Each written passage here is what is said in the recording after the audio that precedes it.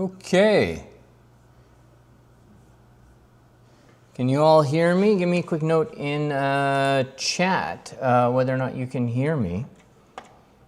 I see Kosen, Oscar's here.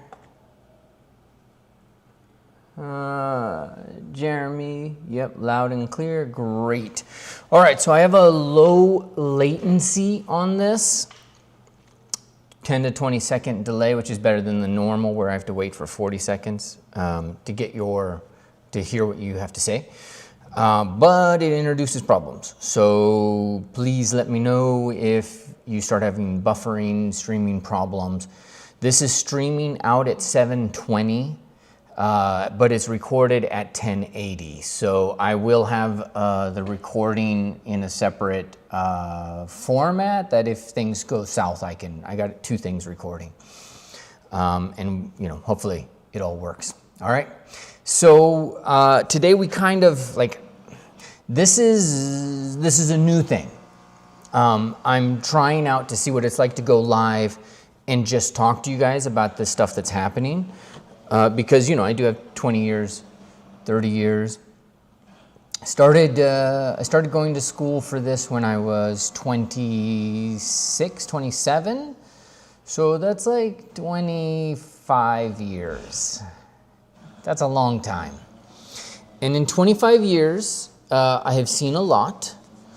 In 32 years, I've seen a lot. I started my journey when YouTube wasn't a thing. There was no YouTube, right? And in fact, here, just give me 1 second to make sure. I'm gonna kind of move my notes here. Hello, India. And I just need to confirm that this is live, 2 minutes. I have OBS recording and I have the ATEM recording.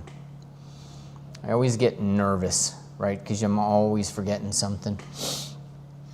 So let me introduce myself to you guys in case you don't know who I am.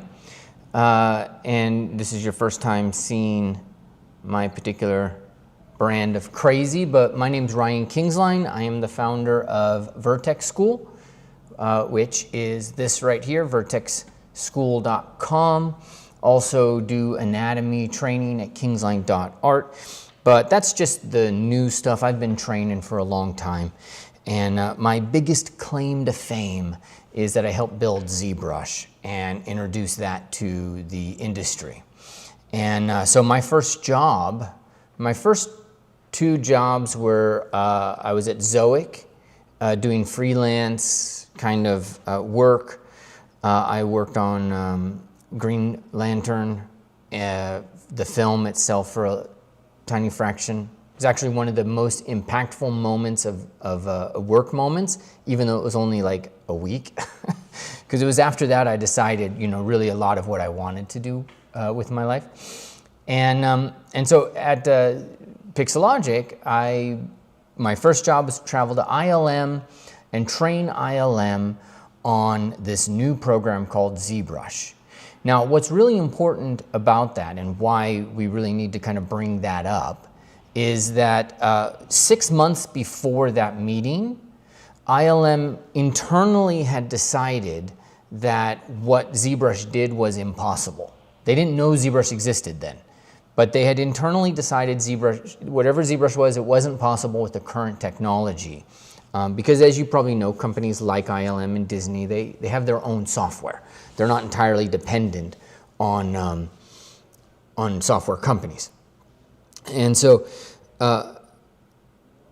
they discovered ZBrush, and it's like, oh my God, this is possible. Ofer Alon made it possible. And my job was to go up there and train the crew who at that point were working on one of the Pirates of the Caribbean, the one with the Kraken.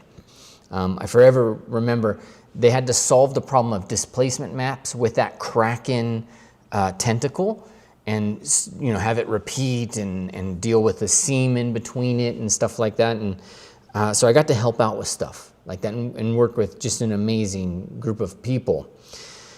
And that was my first job. it was pretty crazy because, you know, talk about, what do they call it? When you feel like, you know, you're not suited for something. It starts with an I, and I'm totally forgetting it. Part of being live. And man, I just felt like I did not belong, right? And this is all part of what we want to talk about today. So 25 years ago, I'm this peon going up to ILM to help people understand this piece of software that eventually changed the entire industry, won an Oscar, along with the other program that shall not be named, that basically does what ZBrush does, and you know, built my entire career on that. The lessons that I've learned from that are part of what I like to teach at Vertex School. I almost said ZBrush workshops, which is, if you know, you know. But they're part of what I want, and they're part of what we're going to talk about today. All right, because, you know, being an artist, a creative, requires a certain mindset. The people that I've seen be successful are the people who generally have aspects of that mindset. I'm going to share that mindset, and I'm going to share those things with you today.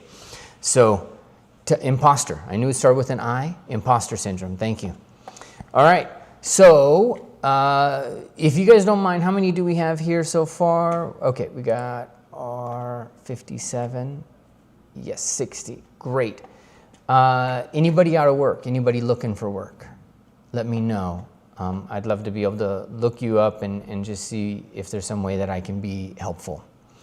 So now, what's the mindset? What do we have to do, right?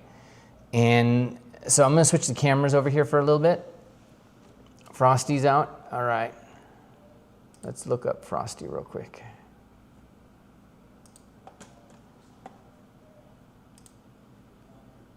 Frosty's a good example of one of the things that we got to talk about. Anybody else? Frosty, freshly graduated. Fantastic. Okay. So much 3D. Let's look you up. Okay. I'm looking at my chat, and I'm just putting them in another window. Senior, so much 3D, looking for work, and senior 3D artist. Okay, fantastic. Lee, sorry. Go to channel. Lee, great. You're another one that's perfect for us to talk about. Jeremy's looking for work, just graduated. Love it. Okay. And laid off from Riot. Animator, Dave. Okay, fantastic.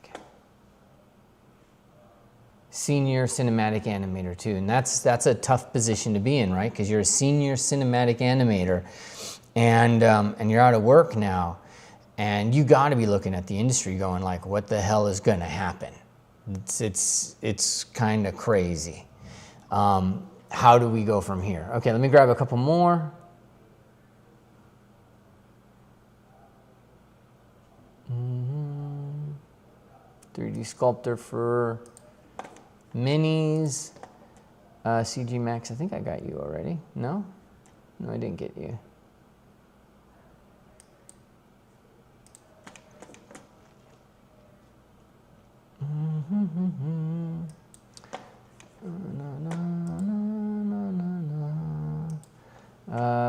Okay, Shake Shoshaka. And we're just gathering up people's names right now. And Franklin. Okay. Okay. We're almost there. Looking good. Looking for work. Igor. And Juliet. Looking for work, but my portfolio is offline and in WIP. That's like lesson number 1. If you're looking for work, your portfolio is not offline. Your portfolio is online. Otherwise, you ain't looking for work. All right, but anyways, let's keep going. Oh, wow, love it. This is gonna be great. And just Nelson there as well, Junior 3D. All right, team, I think we got enough, right? Enough to go. So let's switch cameras here, and let's talk a little bit more about some of these things. So everybody can still hear me, right? I wanna make sure the mic didn't go crazy just because I moved. And let me position this so I can actually see what you guys like. Okay, change the current work. Okay, we got 2 people that are employed that want to change what they do, but they're employed, so that's good. And I am not on axes. That is a little bit off, so sorry, team. I'm moving the camera as you're watching it. It's probably going to be a little disconcerting. Whoa. Okay. That looks pretty straight up and down. All right. So the dilemma, the question that we have, and hold on, you're looking at the top of my head. Let's switch cameras real quick. Sorry, once you start messing with the camera, it's like 20 things go wrong. But we don't want to be looking at the top of my head, especially my head, because it's mostly gone there. Yeah, that's a little bit better. Okay, so when we sit down and we need to talk and think about where do we go, how do we present ourselves, how do we become successful in a creative enterprise. I wonder if I want to draw here or here. This is part of me having to rethink all of this. The primary thing that we want to do is check our mindset. All right, so let's start there. And so I'm going to move a little bit off here and make sure that you guys can still see me. Right? Okay, mindset.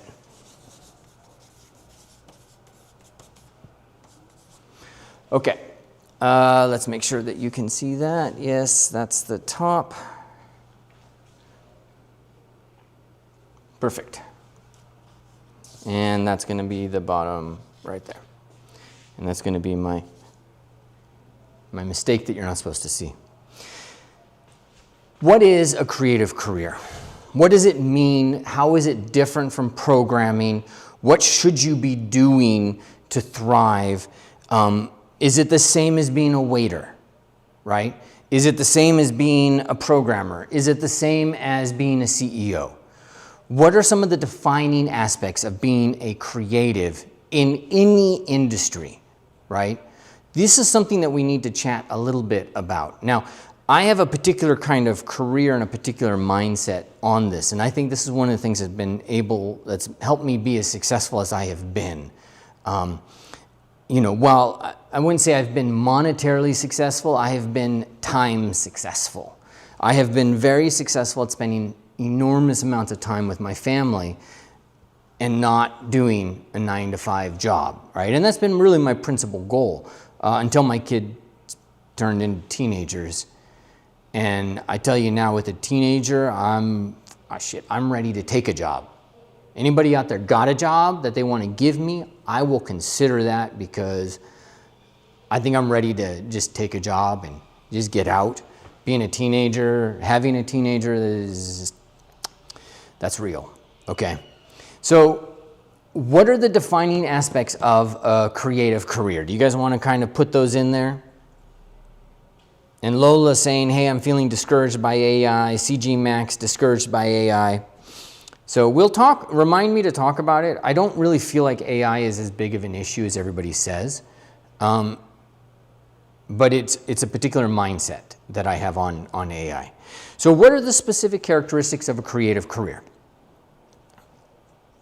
I call it threshold. Does anybody know what I mean by a threshold? Somebody said determination. First thing that you need to understand, in fact, let's just cover this out. Let's say creative.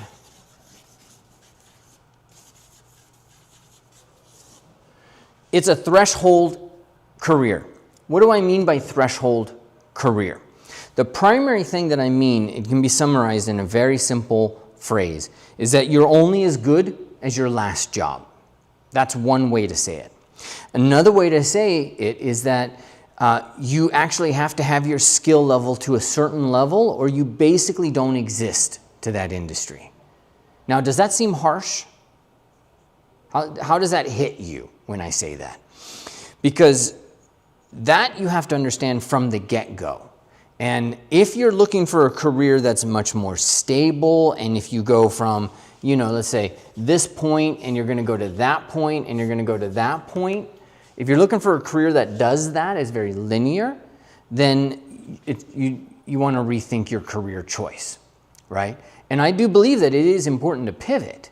So if you got into this and you're like, I just want a job, you really have to sit down and think, do I need to reskill? Not because of AI, forget AI, but because all creative industries are essentially threshold careers. You have to be at a certain level of skill, or you essentially don't exist for that industry yet, okay? And so now the question is, what's that level? So this is now, let's just say you're visible above this, and you're not visible below that. And we can pick any career and we can sit down and we can figure out what is what here, okay?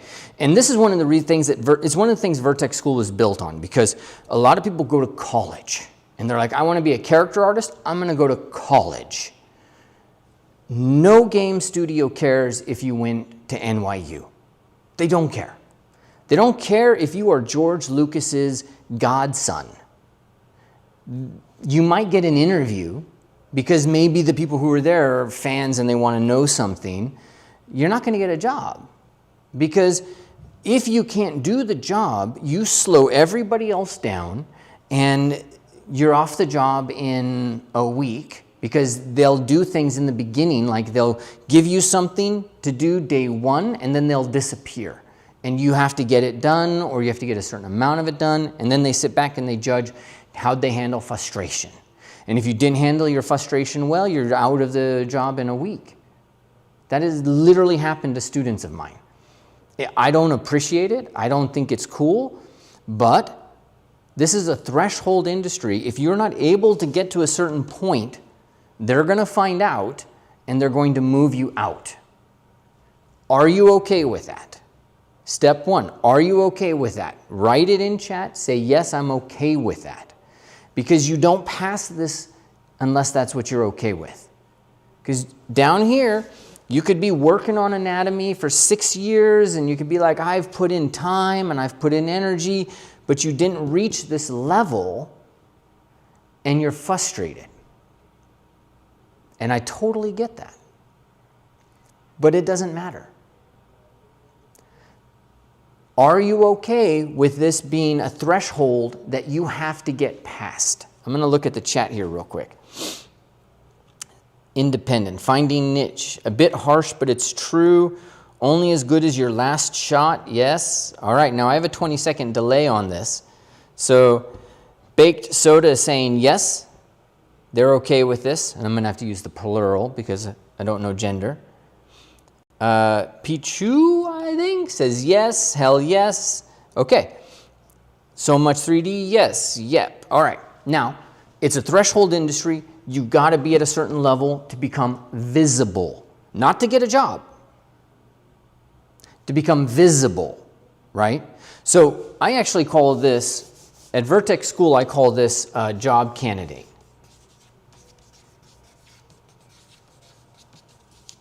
Okay? You are not a job candidate below a certain level. You are a job candidate above a certain level. Once you're in this area, then you're in a position to get work, right? It's going to be maybe people will look at your portfolio and maybe they will understand.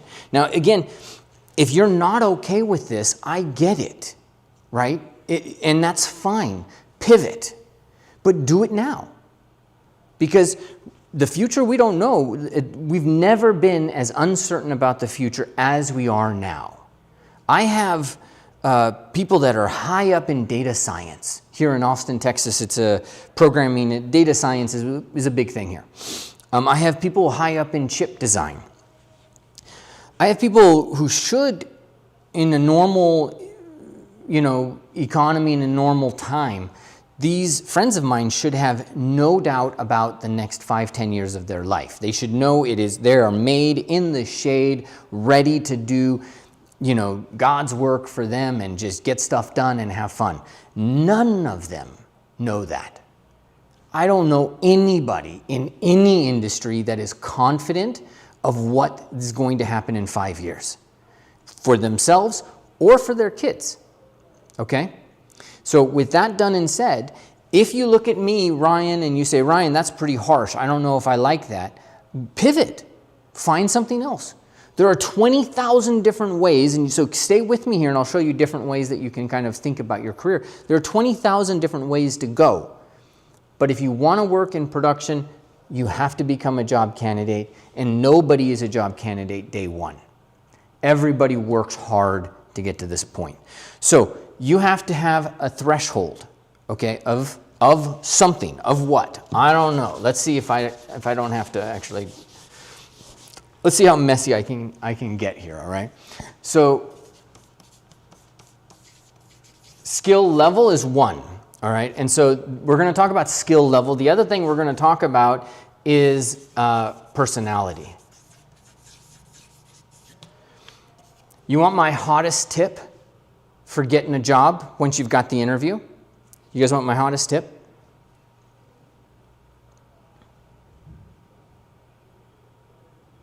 So Search Adamus says, as someone who's worked in the industry for almost 20 years and hires character artists, this is absolutely true.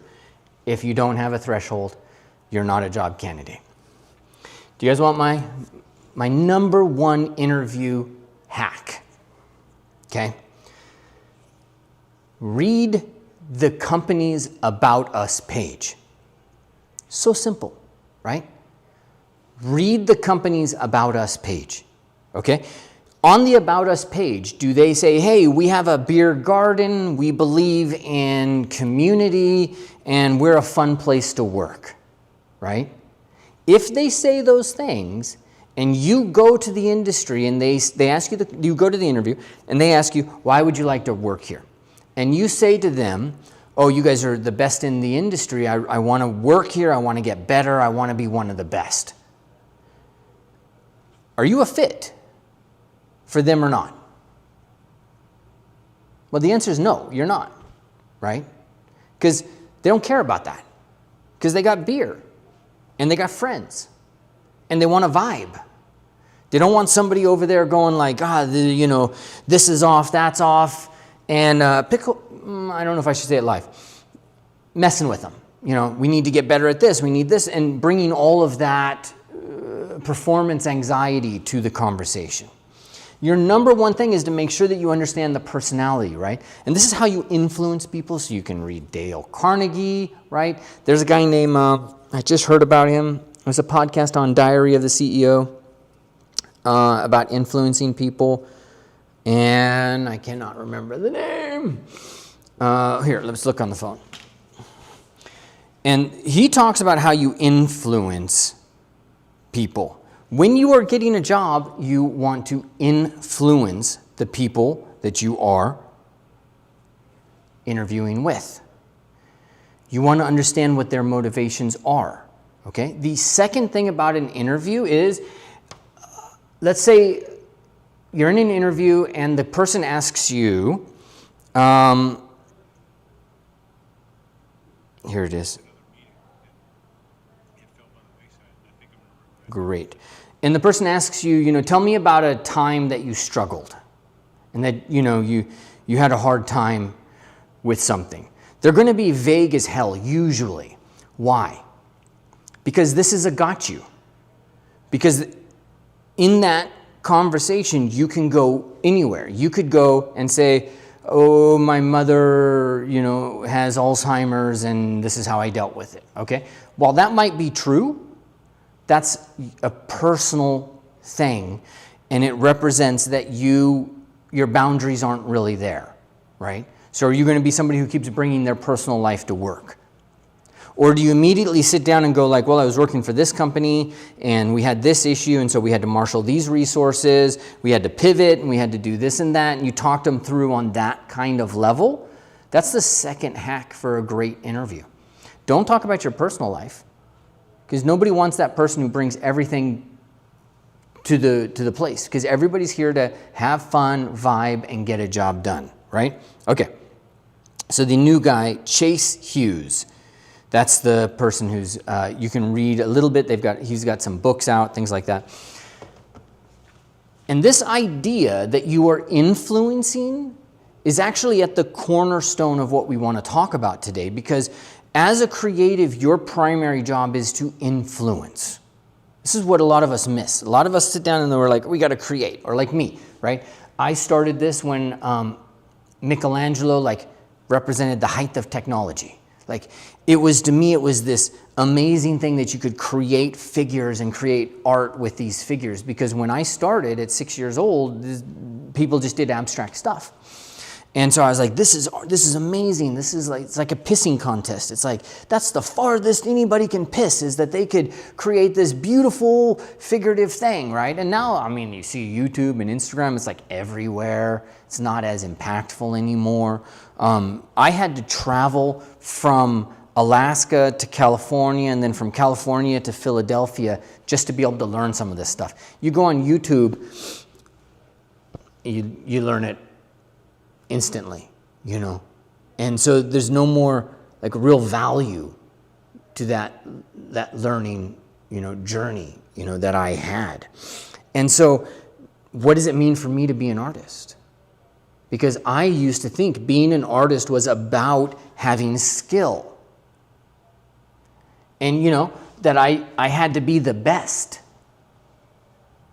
But I never really sat down to think about, this other aspect that's important for what we want to do, which is you're all here to influence and to tell stories.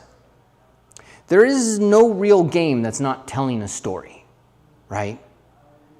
Story is important to every aspect of what we do. At Vertex School, for example, in term 1, you create a prop. We have people come in and they're like, I know how to make a prop. I don't need to worry about this. Let me just get to the next level. And, we look at the work and we say, no, you're not ready for the next level. Or we say, maybe you are, but generally no. Because the people who say that are the people who are only focused on skill level, and their level of skill is a bit basic. They're like, I know substance, I know this, I know that. And for me, nobody cares. I'm glad you know substance. I'm glad you know substance design. I don't care. The price of entry to this job is that you know that stuff. So great, you're sitting at the table. You know something. What do you have to say? So a prop, for example, does that prop look like it belongs in a desert scene, maybe for a Call of Duty? Does it look like it belongs in something from Blizzard, right? From that world. And you might sit down and think, yeah, so it's stylized art, okay? But here, let me show you this. This is a friend of mine. Let me switch over to this. Let me see if I can find Simon's work.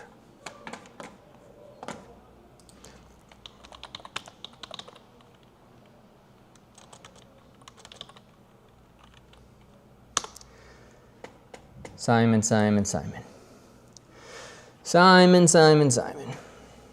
There's Simon.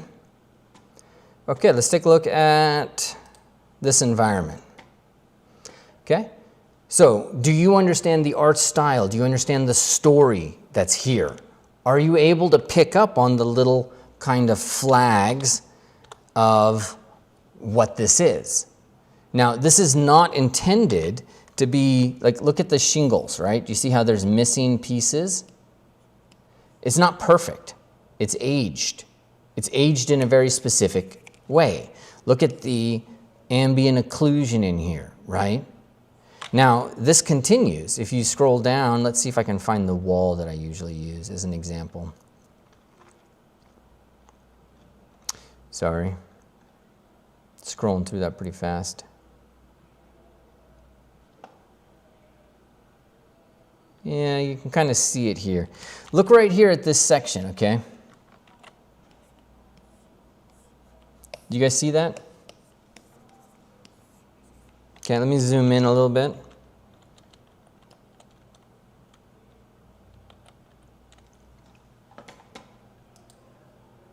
Okay, well, is ArtStation not respecting my authority?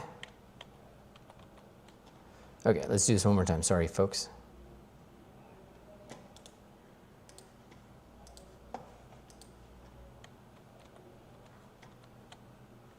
Okay, look at this.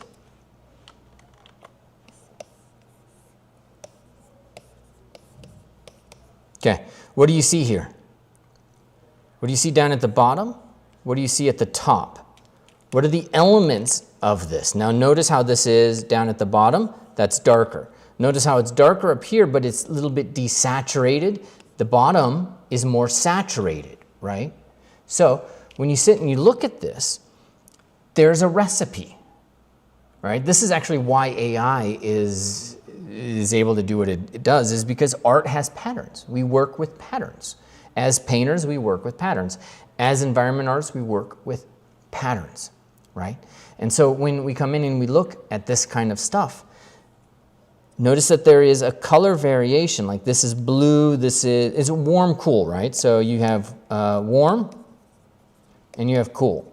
And you have it right here. Like that part is cool, this part is warm.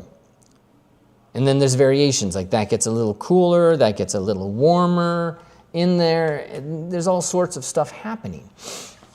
So skill level is something that we have to kind of unpack and get our head around, because most of the time we're thinking of skill level as in, I know how to use software. But skill level has much more to do with your capacity to tell story and your capacity for your craft, right? That's the most important part of understanding skill. Skill and story go together. What are you going to say? If you're making a prop, does that prop look like it lives inside of your world, right? And so today I'm going to talk about a lot of stuff, but this particular thing that I'm talking about, I've been talking about this for 10 years plus. Story matters, okay? When they hire you, they look at your portfolio and they're looking for, let's say if you're an environment artist and you worked at Blizzard, and now you're going over to Naughty Dog or vice versa, they're going to look for examples not of what you used to do, but examples of what you're going to be doing. I have a friend who worked at Naughty Dog for 10 years, and she's amazing, right? And then she was going to work for Ghost of Tsushima, the guys behind that. And she had to do art tests 3 times. 3 art tests, folks. What other industry does that? None, except for creative industries that ask you. Some people get upset and they're like, well, they're making me do work for free. Yeah, but they need to know that you can do this job. Because just because you worked at Naughty Dog and you can create realistic doesn't mean that you can do what we want you to do over here at Ghost of Tsushima. And so you can say no to the art test because there's 1,000 people applying for one job. How does that hit you? 1,000 people for one job. Isn't that crazy?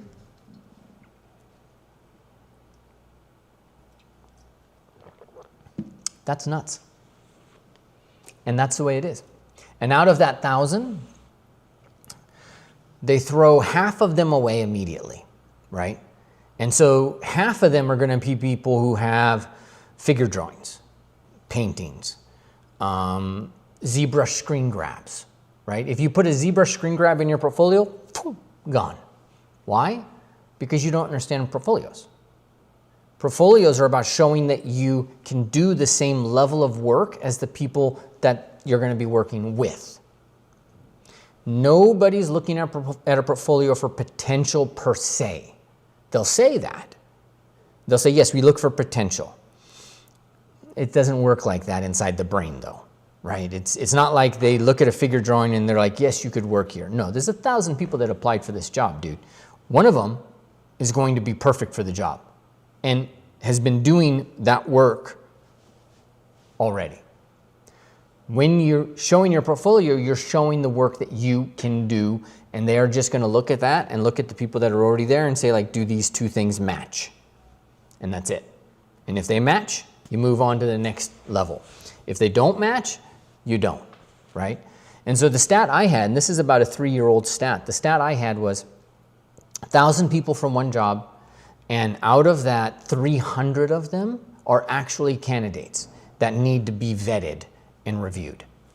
300. That's crazy. And that's if your resume isn't screened out first, right? So Vinicio says, gotta love capitalism, but this is what I mean is it's not capitalism in my understanding, it's creative careers. If you're gonna go be a singer, how are you going to get out there, right? Like if you can't sing at a certain level, you don't exist for the listening audience. Some of it's changing. There's auto-tune, Doja Cat, great music, but then she flubs live that performance and can't hit that high note, right? But Whitney Houston would nail that off. There's some changes that are happening, right? In every industry, there's different things that happen. They prioritize different things, right? Nowadays, we prioritize, something different than actual just raw skill and whatnot, and for good reason too. But ultimately, in a creative industry, if you don't hit a certain level, you don't exist. The first thing you got to know is, what is that level, right? That's what we need to start to understand. So let's see if I can get a Photoshop session here going.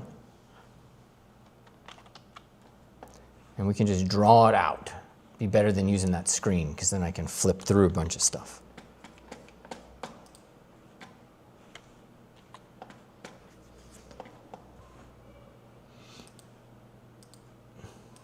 Okay, 2000.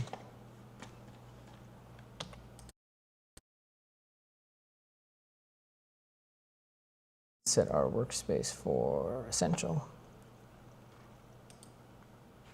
every time.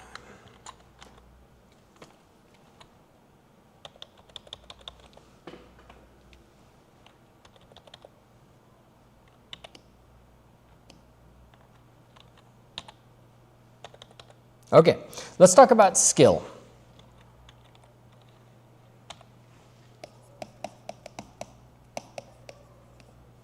Okay, let's decide that here real quick. Let's see, I'm going through this.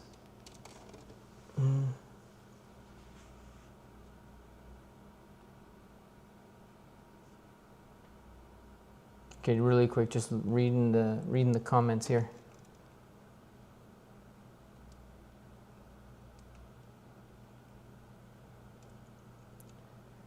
CG Max, will it help if the artist becomes more popular on social media? That's such a great question. In some industries it does, right? So like, for example, if you're going to be an actor, my understanding is have more followers. I have plenty of friends that are in concept art, and if you want to work certain jobs, like you need to bring a following, right? And you need to, if you're going to create your own project, you need to actually create that project, make it a YouTube project, get people to like that YouTube project, and then they'll finance it. That's actually, I was just talking to a friend in the visual effect in LA, actually, Hollywood, who's worked on Avatar, and I've known him for my whole career. I've known him my whole career. And so he mentioned that he's trying to get some stuff done, but nobody puts money now behind a project unless that it's already got traction. So you got to build it first. So the person making the next horror film, they're actually putting it on YouTube first and getting a following there, and then somebody will help them build it and finance it. Okay, so in social media that works. Games, I don't know, some of you guys can tell me here, but my understanding with games, having a social media following, I don't think it's going to make that much of a difference. So for example, I have a school, could I go work at Naughty Dog, right? So I know people that are there, they know my level, but in my understanding, my position would actually hurt me and make me less of a candidate. You know, partly because I'd have to start at the bottom, because in character art, people they just don't leave the jobs. You know, this is one of the big problems we have with character artists coming out. It's one of the reasons why at Vertex School I really promote environment art, is because it's the fastest pathway, one of the fastest pathways. There's faster. And character art is harder, so you have to hit a higher threshold than anything else, right? But we're gonna cycle around. I'm gonna try, because I'm doing this all live. I'm gonna try to cycle around. Let's look at this though. I do think CG Max though, one of the things about social media is something we're gonna talk about here, which is what are the signals that you're broadcasting, right? And this is exactly what I'm gonna talk about. Let me just write it, hiring signals. So in social media, you can get known for a certain thing, but that might not be what they actually need you to do in production, right? So for example, I do anatomy.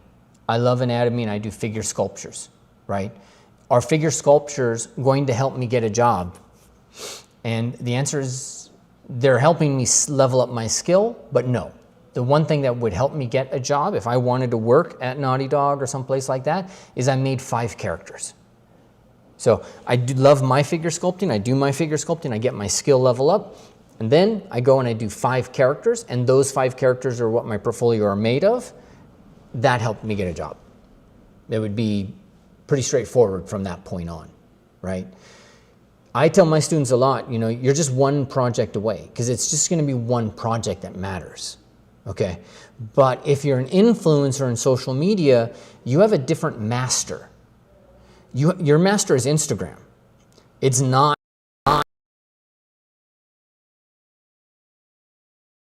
do the level of. I lost you. There we go. Why is that cutting out?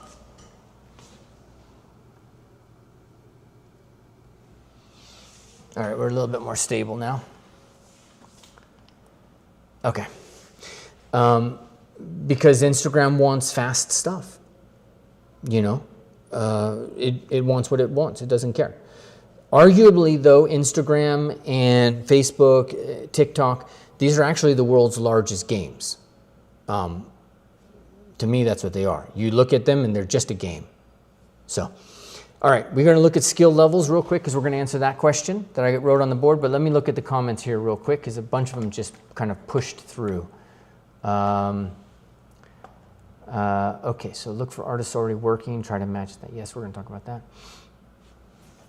that. Bad Soda says, okay, so find an artist who works at the studio and train yourself to get to their level and finish. That's essentially it. We'll dive into that. I think the problem with AI, let's not worry about AI. Does that mean that you shouldn't try to master a certain style, instead market yourself as capable of, okay, this is great. AZ Theog, does that mean you shouldn't try to master a certain style? Let's talk about North Star. Okay, we're gonna talk about that. I'm trying to replace motivation with discipline right now, and it's the most difficult thing, yes. It seems that creature artist is even harder to get a job. Yeah, yeah. My friend who works Hollywood is a creature artist, creature designer. Okay, generalist versus specialist opinions. Specialist, 1000%, right? in terms of making yourself secure. So let's take a look at this, right?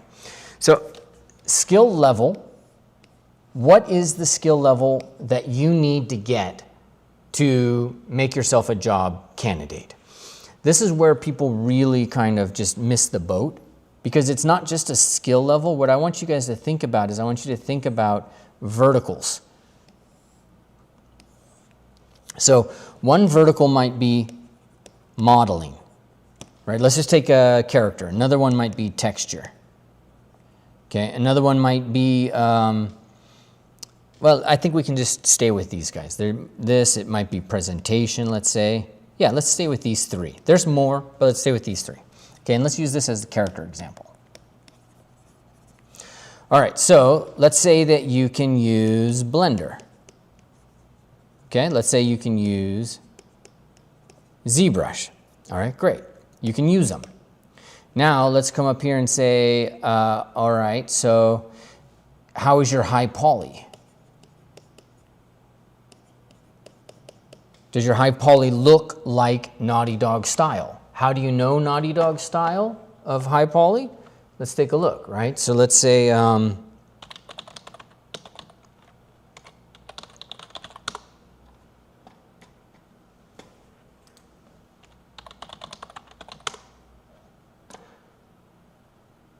let's look at Frank's, and this is old. It's 12 years ago.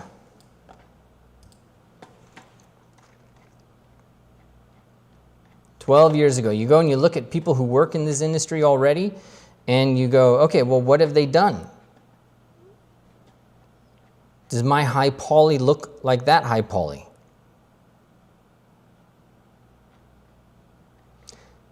Does my jacket look like that, right? This is usually scanned nowadays, by the way. And that's it. You know, you go in and you compare your work and you say like, okay, look at that high poly, look at the pores, look at all that detail, look at the eyes. You know, am I able to capture that level of detail? Okay, so that might be my high poly.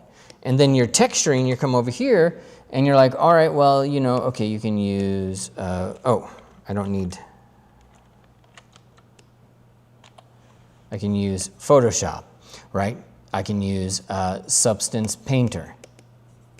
And then as you get up here, this is where you tell story, okay? Your presentation, do you have screen grabs? Okay, up here, do you have animations, little movements, poses? Do you have fully presented turnarounds, right? So in every industry, there's going to be certain verticals that you're being judged within, and within each of those verticals, there's going to be hiring signals. If you have a bunch of like ZBrush screen grabs, no, you're done. We don't need you. Thank you. You don't understand the job. If you have textures and it shows that you can use Substance Painter, but you don't have gradients, and the texture's flat, it looks like it's stylized, but we're Naughty Dog, it's not going to work, right? It's not what we need, and you're not at the level that we need. So you have to, let's switch back here, you have to kind of make sure that you are, hitting this level across the board. And then you have to make sure, for example, with North Stars, right, is how did Taylor Swift get started in music? She worked in country. Okay, country was something that she felt she could achieve, some success. She focused her music on that. And then when she had her success, she's like, all right, next step, my next North Star, pop. And then that's a much more amorphous musical field. So, but she was prepared for it because she had this great training on just accomplishing one thing. It's the same thing for us in games and film and all of that. Who's your North Star? Who do you want to work for, right? And so all of this is coming around. It's like, all right, guys, Ryan, like I've heard this before. You've talked about North Star for 10, 15 years. I've talked about skill level, 10, 15 years. Vertex School is built around these principles, okay? And it's because I know from experience, you don't need to spend $100,000 to go to college because nobody cares. What you need to do is spend time on your artwork and make artwork, because your portfolio is the only thing they hire for, right? And this has been true since the beginning. It's true now. This is going to be true when AI comes into this, okay? AI is not the factor, okay? What is the factor is you and your mindset. So tell me, who here decided to get into this industry because they wanted to use Substance Painter? Did anybody get into this industry, learn all of these crazy things because they wanted to master Substance Painter? Anybody? I'm looking at chat here.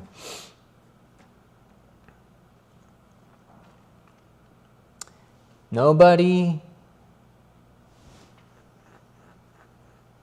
Nobody. I see Teresa says no. I see Jeremy says no. Really?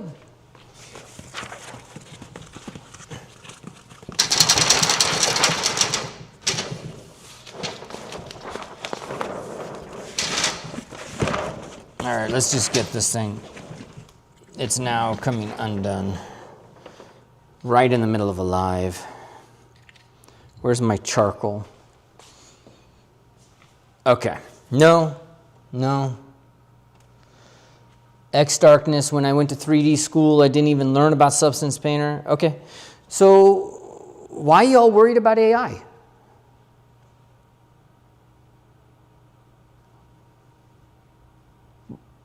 You didn't get into this industry to lay out UVs.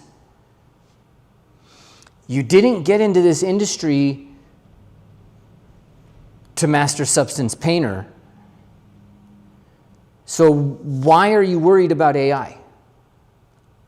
I don't get it. Can somebody enlighten me on why everybody's talking about AI and worried about AI when you all learned a bunch of crap and you're doing a bunch of stuff that you didn't get into this industry for anyways? Why did you get into this industry? Why are you here? What are you trying to achieve with your life? To me, this is the question.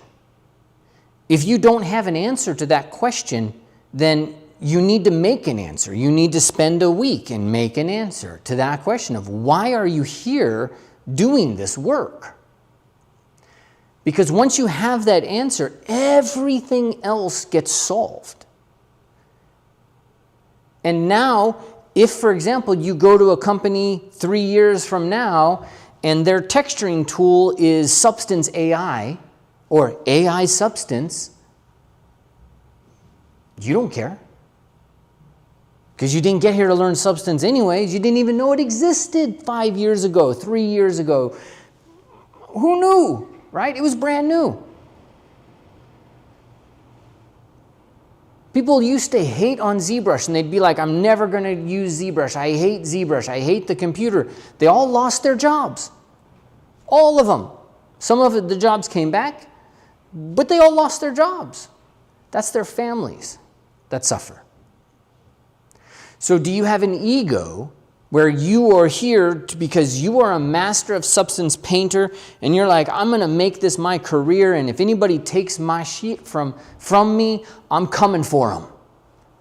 Because Substance is king, ZBrush is king, everything's king. Nothing's king. Because they're all tools. You're not a tool. I mean, I don't know you personally. You might be. Somebody might think you are. That's fine with me. I know lots of tools. I'm fine with them. But you yourself in this industry aren't just a tool. You're an artist. Okay? So you're sitting here on a Thursday watching a YouTube Live with me, and my number one job is to tell you, you are an artist. Yeah. Skill level, yeah. Strategic, get a job, have a story, yeah. But you're an artist. That's who you are. So what do you want to do with that? That becomes the focus, okay? So I don't care about AI tools. I don't care about non-AI tools. I care about one thing. Let me ask you this. Did James Cameron create the Avatar movies? And I want to hear what you guys have to say. Did James Cameron create the Avatar movies?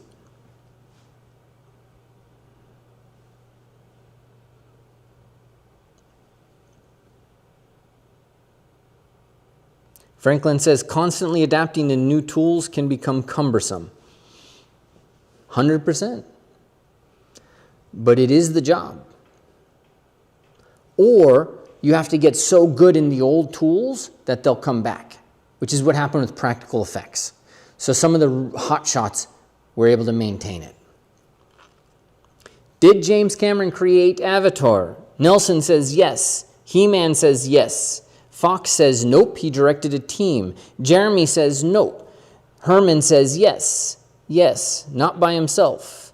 Listen, being a film director is like it's like giving text prompts to an AI team. Stuff comes out your mouth. Work comes back. But yet James Cameron is celebrated. Is Tully Summers celebrated? Is Neville Page celebrated? Is, any of these other guys celebrated? No, it's James Cameron. It's his idea. It's his story. He wrote it, right? But he didn't write it. Other people wrote it with him, and then he wrote it, but maybe he did write it. I don't know. My point here is that you all got this backwards. Everybody's worried about the tools. But do you have something to say? You got into this job to be an artist, to be creative, to make something, right? Did you get into this industry to just make other people's stuff? Or did that become easy? Did that become like a convenience, right?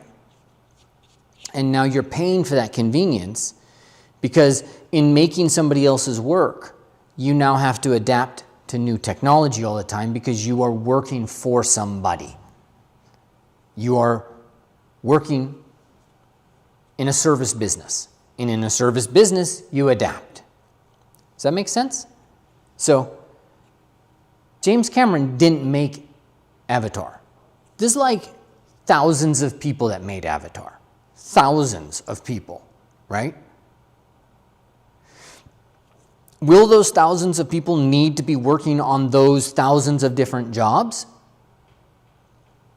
There was a stat, the 50%, I can't remember the stat exactly, let's say 50%, but I think it's more than that. The majority of jobs that are going to exist in 20 years, they don't exist today. They don't exist, right? Being a plumber, that job continues. Being an electrician, that job continues, right? But data entry, I used to do data entry, or I had to see numbers and I had to type that stuff in, like that does not exist like that anymore. That, where you're reading, you're looking and you're just typing into a spreadsheet numbers that you're seeing in another spreadsheet, that doesn't happen. That job's gone. Python did that job. Okay, so whether you say AI or Python or you see some automation or people don't ride horses anymore, folks. Stop worrying about it. The really important shift that I want you guys to be thinking about here is I want you to go from employee to owner. An employee is in a service business, right? And it's all mandated what they do. Okay, so they're in a service business, it's mandated. Time for dollars. Okay, and let's see, it just toned out. You're trading time for dollars, and in the process of trading time for dollars, you only get so much time, and so you're on this rat race of now your hourly needs to equal, it starts at 15, and then you need your hourly to equal 25, and then your hourly needs to equal 35, and then your hourly needs to be like, okay, I need to make $100 an hour because now I have this lifestyle, and then you get laid off, and you can't find anybody that's gonna pay you $100 an hour anymore. So now you have to downgrade your life. That happened to anybody here?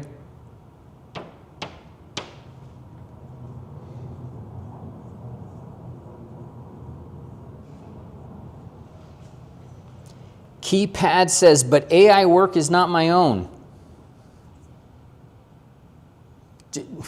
James Cameron, words came out of his mouth, and a team of people made it. It's not his own, any more than text prompt to video is. It's the same thing. It's just there's a bunch of people making the AI. It's not Cameron. He can't use Maya. Maybe he can use ZBrush. I don't think so. It's not his work.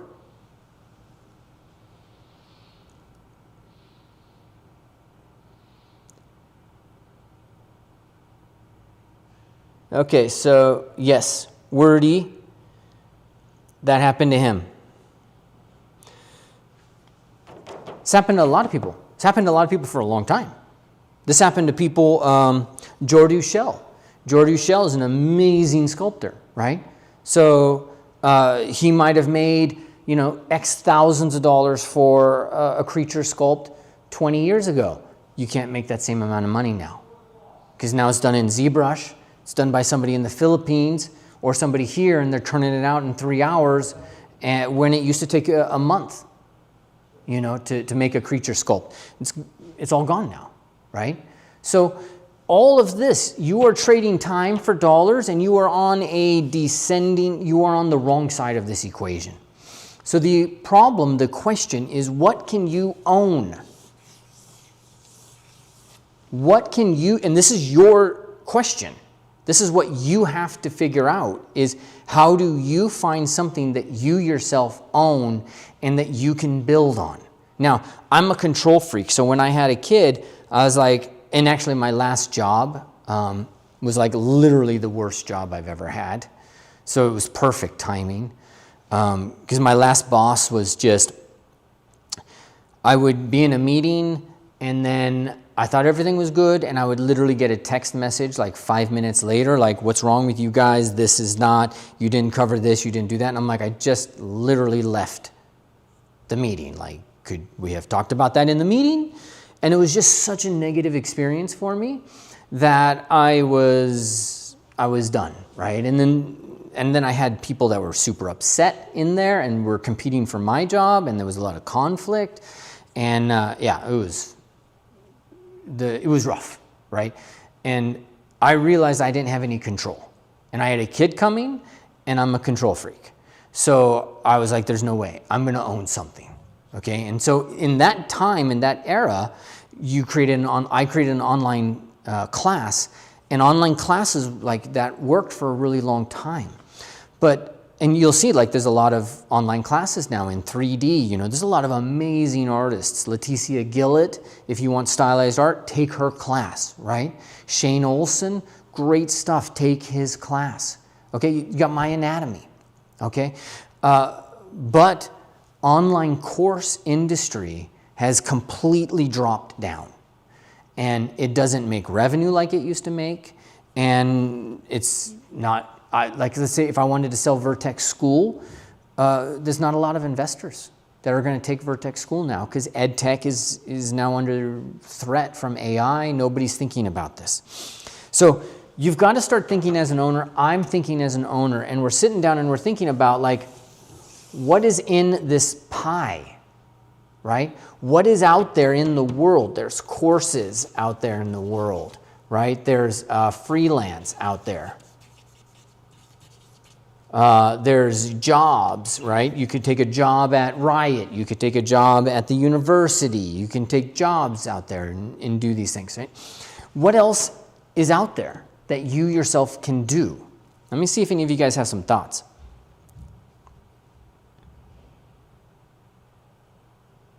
Yeah, George Lucas, did he create Star Wars? If you're going to say Christopher Columbus discovered America, if you're going to say George Lucas created Star Wars, if you're going to say James Cameron created Avatar, like, I don't understand the problem with AI. You know, I don't understand why people get their panties in a bunch about, it's not my work, it's not that. Like, when I started, ZBrush wasn't my work, right? I had people that they're like, it doesn't have my thumbprint. I don't get to use clay. I don't feel the work. So now ZBrush is coming up and it's not my thumbprint anymore. And at a certain point, just stop, please, with the nonsense. Like, just give it up, okay? It's never been about your thumb. It's always about your mind. Mind is all. That's everything. So we create for our mind, and we observe through our mind. That is the primary thing that we need to think about, in my opinion, right? So I don't, people come on, like I had this conversation on Instagram with somebody who was like, you believe in AI, you do this, and oh my God, how annoying was this woman? Back and forth. Oh, so you do this, and so she keep trying to get gotchas, right? And it's like, yo, get off my feed, man. Like, go bust somebody else's balls if you're just trying to be the police officer, right? Or go be a police officer. You're in the wrong job, in my opinion. Creatives, you create. How you create? Let's talk about that. Okay, different argument if you don't aspire, Is it a different argument if you don't aspire to be the next James Cameron, but someone talented on his team who brought the words to fruition? I mean, you gotta be able to do the work. What if James Cameron says, I like AI? But all of this, like, you notice how AI takes everything over, right? Do you know Maslow's hierarchy of needs? Does anybody know Maslow's hierarchy of needs? I think the third level is community or connection, right? Humans will need humans. We will always need humans. Robots will be part of this, but humans need humans. It's hardwired into our brain, and our brain hasn't changed in 200,000 years. Don't worry about it. CG Matt, is it okay to use AI as base model and then do retopo and then show it in your portfolio? You have to be transparent, because it's almost like this political. AI is red state, blue state. So you just have to be transparent, and you have to be prepared. I would, because it's a lightning rod. So you have to wait until somebody's kind of changed the politics. Okay, yes, sir. Okay, it's the same. That's not the case with AI, modern. It's a squid. I don't know what you're referring to there. Yeah, modern. John Henry tale about. John Henry died at the end of it, right? And so there's the story of John Henry, the rail lane, steel guy, whatever it is, right? And so he races one of the brand new machines that was laying railroad ties, and John Henry won, but he died. Who lost in that story? His family. His family lost. Like, the dude's no longer there to provide. Let's get our head in the game. You are here to do one thing. You are here to become an owner. You are here to stop this nonsense. Stop trading time for money. If you are trading time for money, you are going to be going downhill, because somebody is going to replace you every 5 years. And so your salary is going to go down unless you adopt, right? And so let's talk about that, because the question becomes, what do I do as an owner? What can I do? And how do I avoid this constantly being driven down in prices? Okay, you guys ready for that? That's going to be one of the last things we talk about today. Tell me how everyone could be an owner. I will. Wordy, I can say freelancing isn't to be an owner either. I don't agree with you. I will say freelancing is an owner. Because you have to understand ownership. I own Vertex School. But I service students. I'm in service to students. So having somebody that you service doesn't mean you're not an owner. Everybody is in service to something or someone. But you want to avoid the time for dollars. You want to avoid the being replaced. And so it's a different mindset to be an owner. And part of that is understanding, what an owner is. They're not somebody who's like free from all constraints. Owners probably have more constraints than employees. And it's very important that you understand. Because an owner is beholden to cash flow. And that's God's word in business. That's gravity in your business. That is physics. Cash flow is physics. You don't have cash flow, you're not an owner of anything. You're an owner of debt. Okay? We're all in service to other people. Owner of what? All right, let's take a look. I have to do this.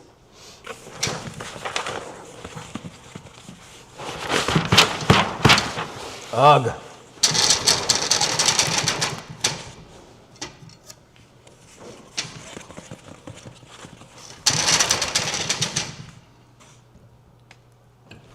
I lost there we go. Okay, let's take a look. As a character artist, I've been freelancing for years, barely got one job in industry in a company that crashed. Honestly had a very bad time finding clients interested in 3D for characters. All right. We're more interested in hiring people in cheap countries. That's always going to be the case. It's like staying in the game, updated with technology and art. Clay is a tool, ZBrush is a tool, make it faster, but AI makes it in seconds right now. Don't worry about this. Still an artist needs to make changes. Yes. Nico, so why studios are firing people? Can somebody bring some light to the topic? They're firing for cash flow, man. They need cash flow. Every month they need to be making money. That's how businesses work. If you're not making money, your investors pull their money and you have just a cascade. It's a death cascade. You're in trouble. Right? It's why I don't have investors. It's because EdTech is not it's not. I didn't get into education because I'm going to make millions. No. I mean, I have a teacher right now, an ex-teacher right now that's like, Ryan's doing this, and they go create their own school. And I just sit there and I'm like, all right, you get to see the reality, which is that you have to love people to do this. It's not about money. It's about changing lives. That's the key, right? So here I am. I'm 52. I could be doing a lot of things. Some people are retired. I'm talking to you guys about Epic just laid off 1,000 people. What the hell? Where are you going to go from here? Okay? And I'm doing that because I love this. And I have a mission because I was raised in a very soul, and it creates. Why is this happening?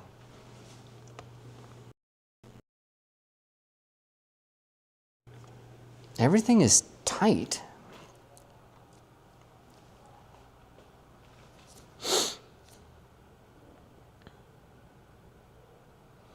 Yeah.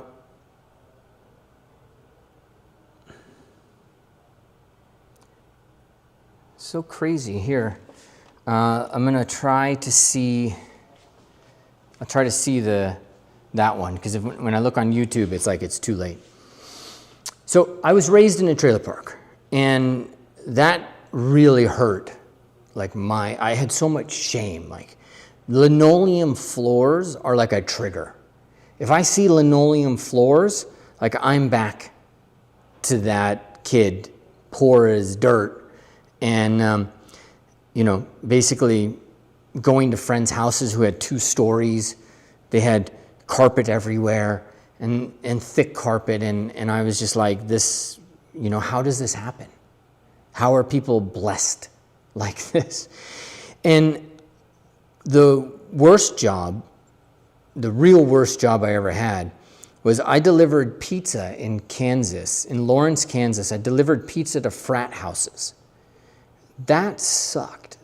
You're dealing with frat boys, just like humans that aren't human yet. Like they just went downhill.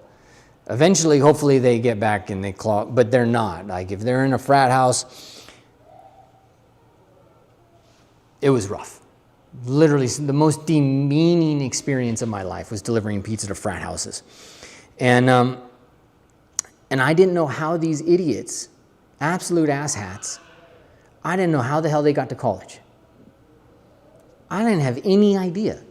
Like, I was looking at this one guy, and I'm like, just the level of assholeness.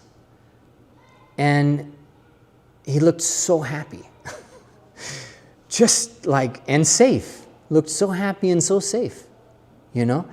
And just before that, I had to give plasma to get enough money to buy a utility knife and work gloves so I could be a roofer in Kansas. I had heat stroke on day 1. I sat underneath a tree. I didn't even know what happened. I walked into a bathroom. Somebody was yelling at me that you're not supposed to use this bathroom. I only remember them yelling, but I was in a bubble. And so I've done a lot of stuff. I didn't understand college. I didn't understand how people did that. My wife was accepted into MIT and Harvard, right? I was accepted into University of Las Vegas. So for me, it's important that people have resources to empower them. Because frankly, the college system is a joke. It's not, you don't go to college to learn. You go to college to pad the portfolios of a bunch of hedge funds that are buying your student loans. That's it. It's a student loan industry. This is what they do in the United States. Yeah, you have freedom. You can go wherever you want. Yeah, they're great schools. You go to Europe, this doesn't exist. They don't have this system of, you know, selling student loans. Student loans are now the largest form of debt.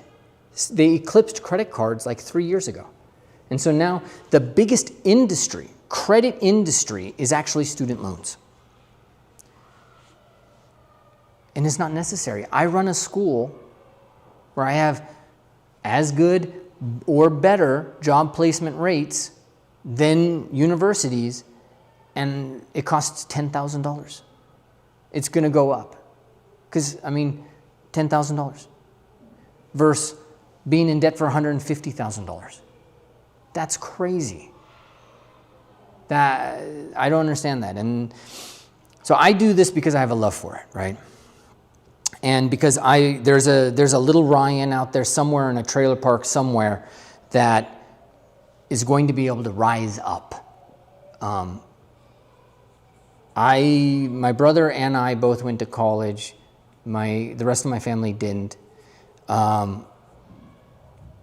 I was able to take care of my brother when he passed and take care of his family. My mother has Alzheimer's now. I'm able to take care of her. And I came from a trailer park. And I lived a creative life. And I'm in a studio with a Houdan statue, Laocoon. My son is in marble over here, right? I have my own, you can make a life for yourself in the creative world, but you need to think about this from a different mindset than employee. You need to find something that you can own, okay? I own ZBrush. I've owned it since the beginning. My first job at ILM, If you Google ZBrush, at some point you're going to come across my tutorials. I own that space. If you open up ZBrush, you're going to have anatomy figure. It's my anatomy figure inside of ZBrush, right? So I am an owner. I'm not the only. Michael Pavlovich, Shane Olson, Leticia Gillett, Scott Eaton. There's a lot of people that do a lot of great work in that area. But I'm an owner. I have invested in this space and in this topic, and now that topic allows me a measure of freedom. And this is the conversation that we have to have now, right? So you came to this, 1,000 people laid off. What do you do? Well, the question is, what are you going to own? That's what I want to know. Okay, what are you going to own? Yes, that you might create a company around it, but we're not talking about owning a company. Okay?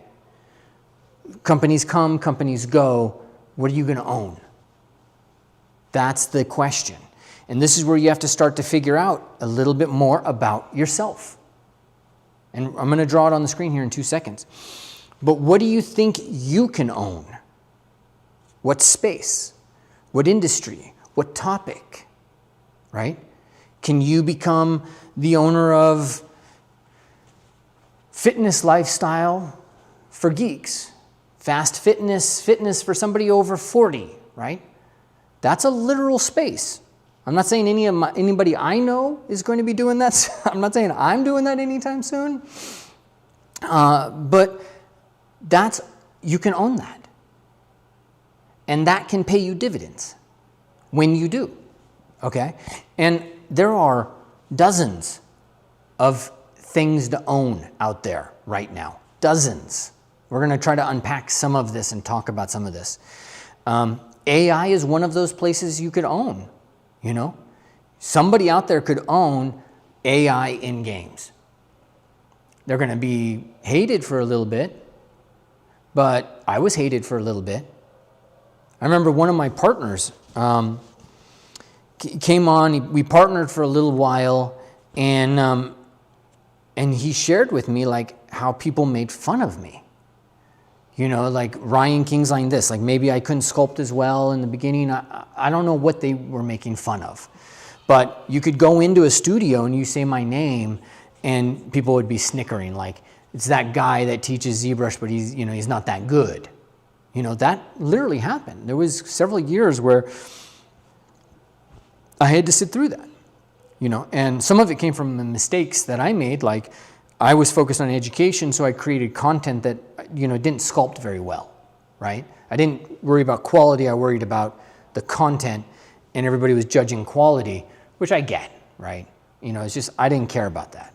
And so that affected my brand. It affected my ownership, so to speak. Little things like that we have to be mindful of. But I was absolutely hated for a period of time. I was very disrespected. I was first in internet marketing. I wrote emails. I had ads. I put myself out there. And people thought I had no substance and that I was just a marketing guy and I'm just making money off ZBrush, right? Like, that's the best place to make money in the world. Yeah. Fuck.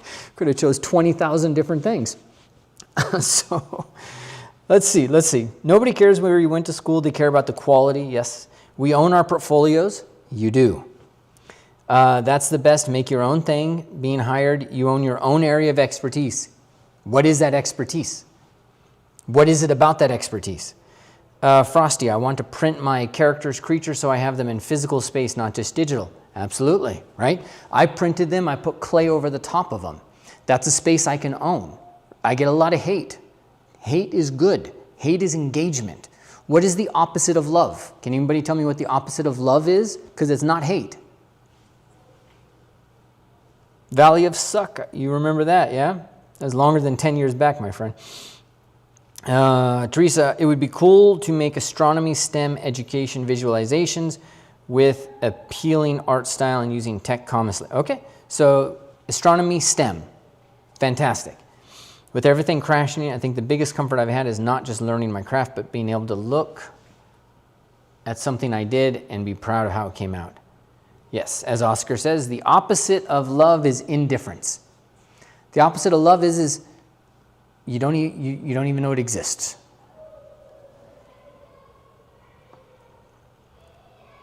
Hate is a great thing. I actually stoke it. But I have to be careful because I love it.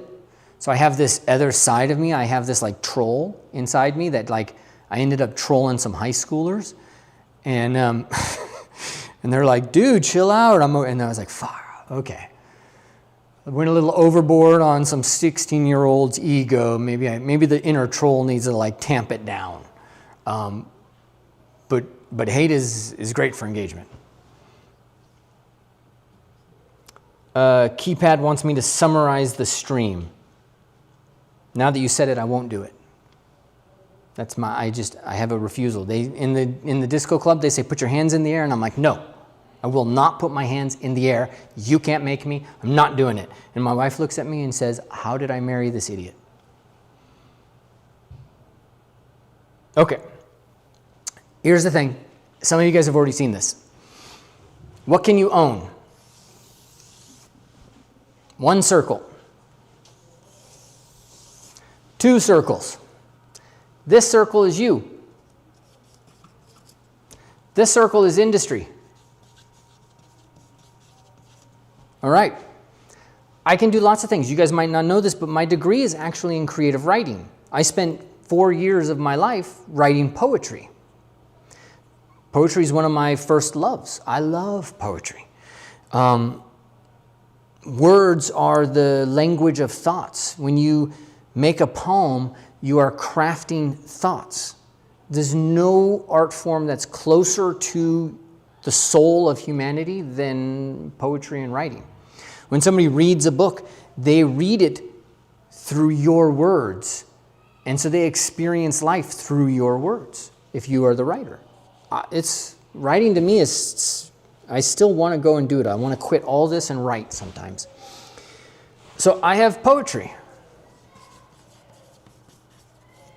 Tons of poetry. Books, stack like this. Does my industry care about that, right? It might, like if I want to be in the writing, if I want to do that, but it's a different path that I've chosen. Let's say I've worked in game and film and entertainment. Do they care about my poetry? No, not necessarily, right? I can drive a car. Does my industry care about that? Kind of not. What does my industry care about? What can you do? What are the areas of intersection that you fit what are there? So I can draw, I can write. This is actually going to become important. I can sculpt, right? There's a bunch of stuff. Like it's not just this, they overlap a lot more like that. I understand management, right? So I can go on and lead teams if I want to. I have a team now. I know how to manage teams. I know how to do project management. There's a bunch of different stuff that's here, okay? So this is generally the employee relationship. Is you have something that you are trading for industry and they are giving you money. So this is time for dollars, all right? Everybody gets that, right? Give me a yes, no. Time for dollars. They would pay me to sculpt. They would pay me to manage a team. They would pay me to manage a project. They would pay me to draw, to whatever, right? So this is the position I never want to be in. And this is the position most of you are in. Is you're trading time for dollars. Yeah? Everybody's got it? Okay, good. Good, yeah. Sirshad's still using the Valley of the Suck. I'll take royalties. I love it. You can own methods. Yes, I should write this down. Methods, expertise. Okay, so I sculpt. I love sculpting. I have a class that I'm building structural figure sculpting because I have a method of sculpting that I used to think was just me being lazy, and it's actually just my brain at work. It's how I think. And I have a method, which my students can attest to. I'm very methodical about how I teach sculpting because I'm very methodical about how I think about it, because that's just how my brain works, right? Bridgman had a method. Andrew Loomis had a method. Andrew Loomis's method became Proco, became a bunch of different people, and then they grew and they added things and became their own, you know, and it's like you can own a method. Okay, Proco owns a method. Bridgman owns a method. Mark Burnett, who I knew when we lived in Laguna Beach together, has a method for his art school that he teaches and he shares. He owns that method, right? This all works. But before we get to that, first thing we need to talk about is, like, this is the employee relationship, and this is what we want to cut across. We don't want an employee relationship. We do not want to be trading our time for their money. We need something else. Let's do it like that. We need something that is going to be moving through these areas that we can harness, that will multiply our capacity, right? So this is what happened to me. I became an owner of digital sculpting, and specifically ZBrush, right? But I became one type of owner, Michael Pavich became another type of owner, and then everybody's kind of done their own way in which they've become an owner of this. Here, ZBrush came into this industry, it matched with my ability to sculpt, and it became this thing that just drove my entire life. What are the things moving quickly through your industry right now? Now, these can be methods. They can also be tools. There can also just be changes, right? So I know it's a little hard to see this, guys. So a method could be, hey, I have this new method for sculpting, structural figure sculpting. And this is my job is to make this a big deal, and we talk about it and we sculpt, and then it helps people in the industry, and it's from who I am, and we all just grow. It just grows everything up, right? Could be ZBrush comes out. ZBrush comes out, and then it becomes this big deal. Everybody wants to know about ZBrush. My nose itches. It becomes this big deal. Everybody wants to know about it. I know about it. So I go out and I share and I talk to people and I train people and I show them and I give them examples. And next thing you know, we're all the way up here, and, you know, it's just, we're wanting to get to this point where we crash through the employee layer to become an owner of something. What is it, right? So give me a shout out. Let me see, what are some of the things that you can own? So, and then for those of you who are wondering how long we're gonna go, I'm gonna go through this, and then I pulled up a bunch of people's portfolios, and we're gonna sit down and look at those portfolios and talk about that, okay?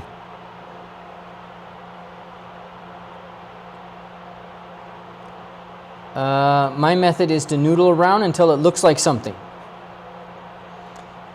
Keypad, you can do that. You can create an Instagram called Noodling, the Noodle Method, Noodle Busting, Noodle Grinder, right? Whatever. You create a bunch of reels on Instagram of you noodling, and then it becomes something, and now suddenly you have a following and everything's kind of growing, right? When I was starting, the biggest movements happening here was software, right? But now social does so much. You can find a method of how you work with the industry, build that into a bunch of reels, and then have that take you all the way here. Devin Rodriguez, drawing on a subway, is he a better draftsman than Steve Assell in New York? No. I mean, Stephen Assell is like, I mean, he's God's gift. Who draws better than him? I don't know, right? But Devin Rodriguez has more people.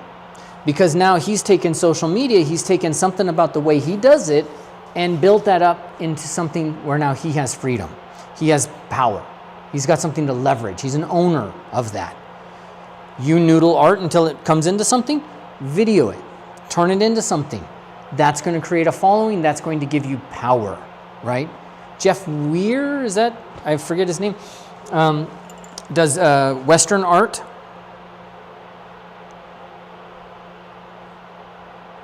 Let's see. I'm going to look in my Instagram. Oh, he's right there too. Jeff Weir. Jeff Weir. Oh, Oil Works. Yeah. So Jeff Weir on Instagram, right? 348,000 followers. He creates Western-themed oil paintings, bears, people, cowboys on horses, girls with guns, cowboys at night, something on fire, you know, Western-themed stuff. And he does these launches, these drops, and has a great life, you know, making his own work. He became an owner by picking something that he does that people want and building that into something. Noodle artwork is great. I love it.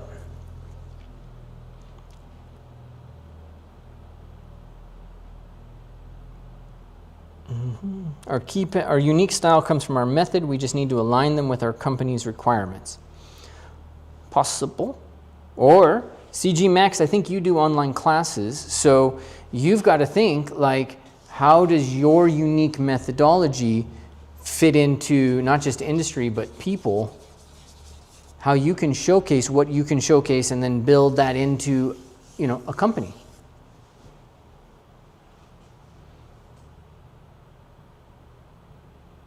It's too loose and slow. No, never, that's just judgmentals. Kim Jung-ji, murals, that exactly, great idea. Keypad, yeah, I have a teaching method for modeling. Methods are good, you can sell them. All right, great. So tell me, what is it that you guys can own? Okay, let's make some space in here, and I can give you guys some ideas of what might be moving forward, okay? So 3 years ago, if you learned Unreal Engine,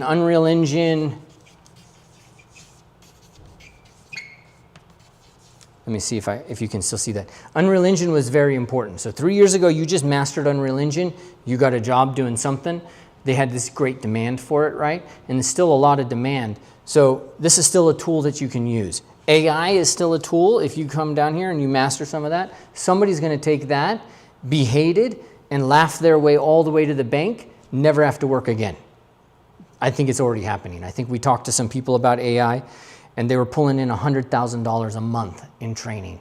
$100,000 a month. I have never made that, right? So that's great.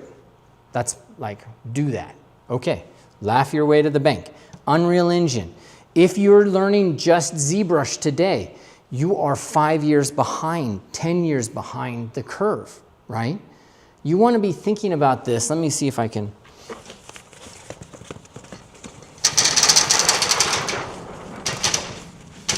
Get a little bit more space.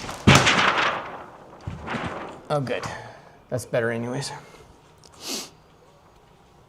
But we do need to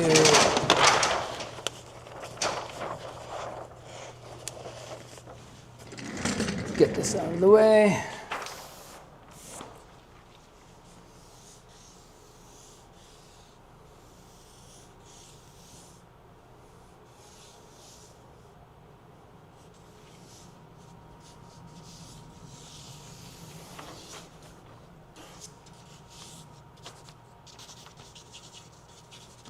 Okay, what are the waves going into shore? So ZBrush is already here. When I got started, ZBrush was here. I rode that wave all the way. I stopped somewhere in the middle. But because I had started so long ago and I'd built so much and invested so much in it, I rode that all the way into something. And then I was able to come back to it and start teaching anatomy when my brother got sick. ATS Santiago, what if we were just learning Unreal today? How behind are we? It depends on what you're learning in Unreal, because Unreal itself is huge, right? So what about the modular systems? What about PCG, right? So our tech art program, it was originally like blueprint and programming centric, and then we decided that was more for the game development side of things. And now our tech art is art. It's PCG. So if you want to get noticed, master PCG, create a crazy environment, all PCG, and share it on 80 level. You know what I mean by PCG, right, guys?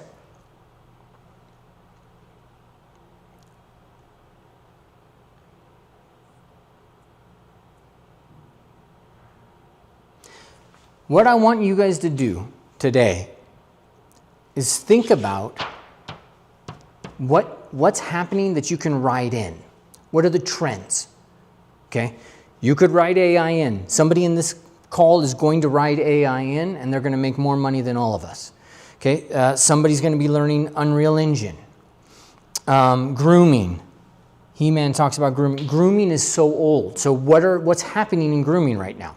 Grooming is games are going into splines, okay, but that's a technical process, so it's actually entirely possible. If you saw the new NVIDIA plugin, it's entirely possible that hair will be done real time through AI. This is a debate right now, because the question with AI in the NVIDIA is, are they co-authoring the pixels, or how much are they changing?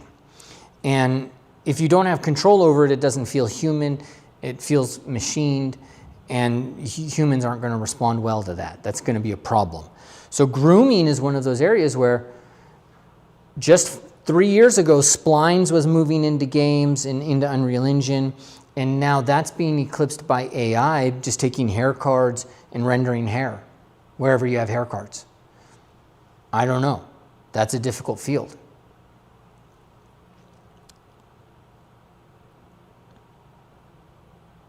Okay, so what can you own?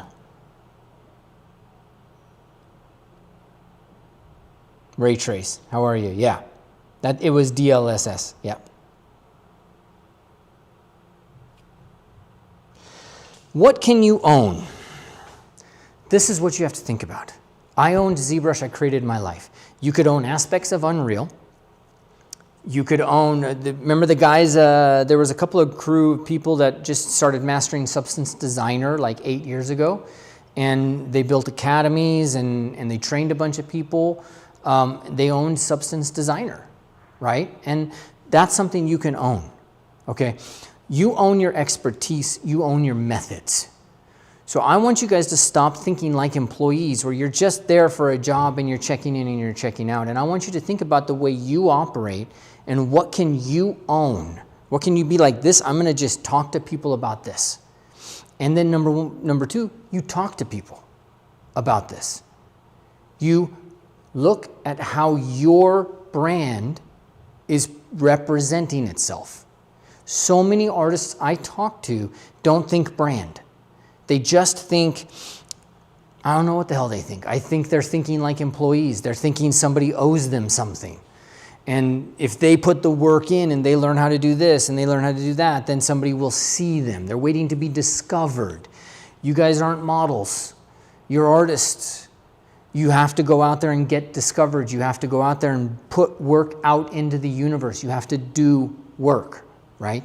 And so this becomes the question of what are you going to do? I do figurative work. I'm surrounded by figurative art. That's what I do, right? And that's what I love. And I could do this when I'm 80. I would have no problem doing this when I'm 80. So I could continue to do exactly what I'm doing right now for the rest of my life and be totally fine. I don't have a job I hate. I love my job. If you have a job that you hate, you have to ask yourself, what is it that I love? What do I want to do? And then you have to start thinking about that like a business. Knitting, you love to knit. There is an 80-year-old woman making $1 million a year knitting. What the hell?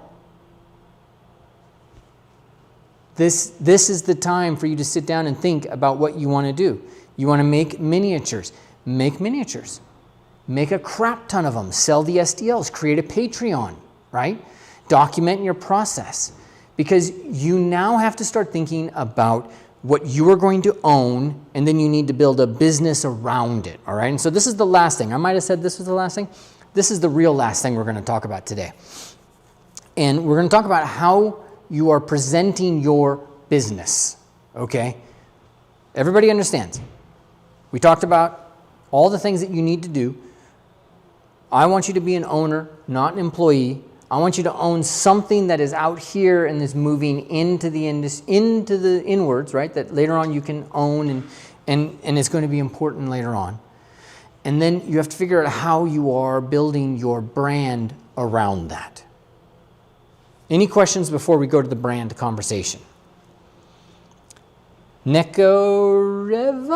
What about Houdini? Houdini's great, dude. Houdini's great. Houdini's perfect example of how a lot of people get to here and that there's like an amateur quotient. You need to break through that amateur quotient and you need to do stunning work in Houdini. You do stunning work in Houdini and you're not employed in 6 months, I don't know what's going on with this universe. Houdini is very powerful. But there's there's so many people that just plug in nodes and they're like, we'll do this, we'll try this, we'll do this. No, somebody needs to be able to come in and say, I want a whole rock wall and I want this to be crumbling. I want a little crumble over there. I want this to be like, maybe this is older rock and they need to be able to art direct it and you need to be able to do that, right? Not just, hey, I know how to create crumble. I know how to do this. You need to be able to do the whole thing and piece it together. Okay, looking through this.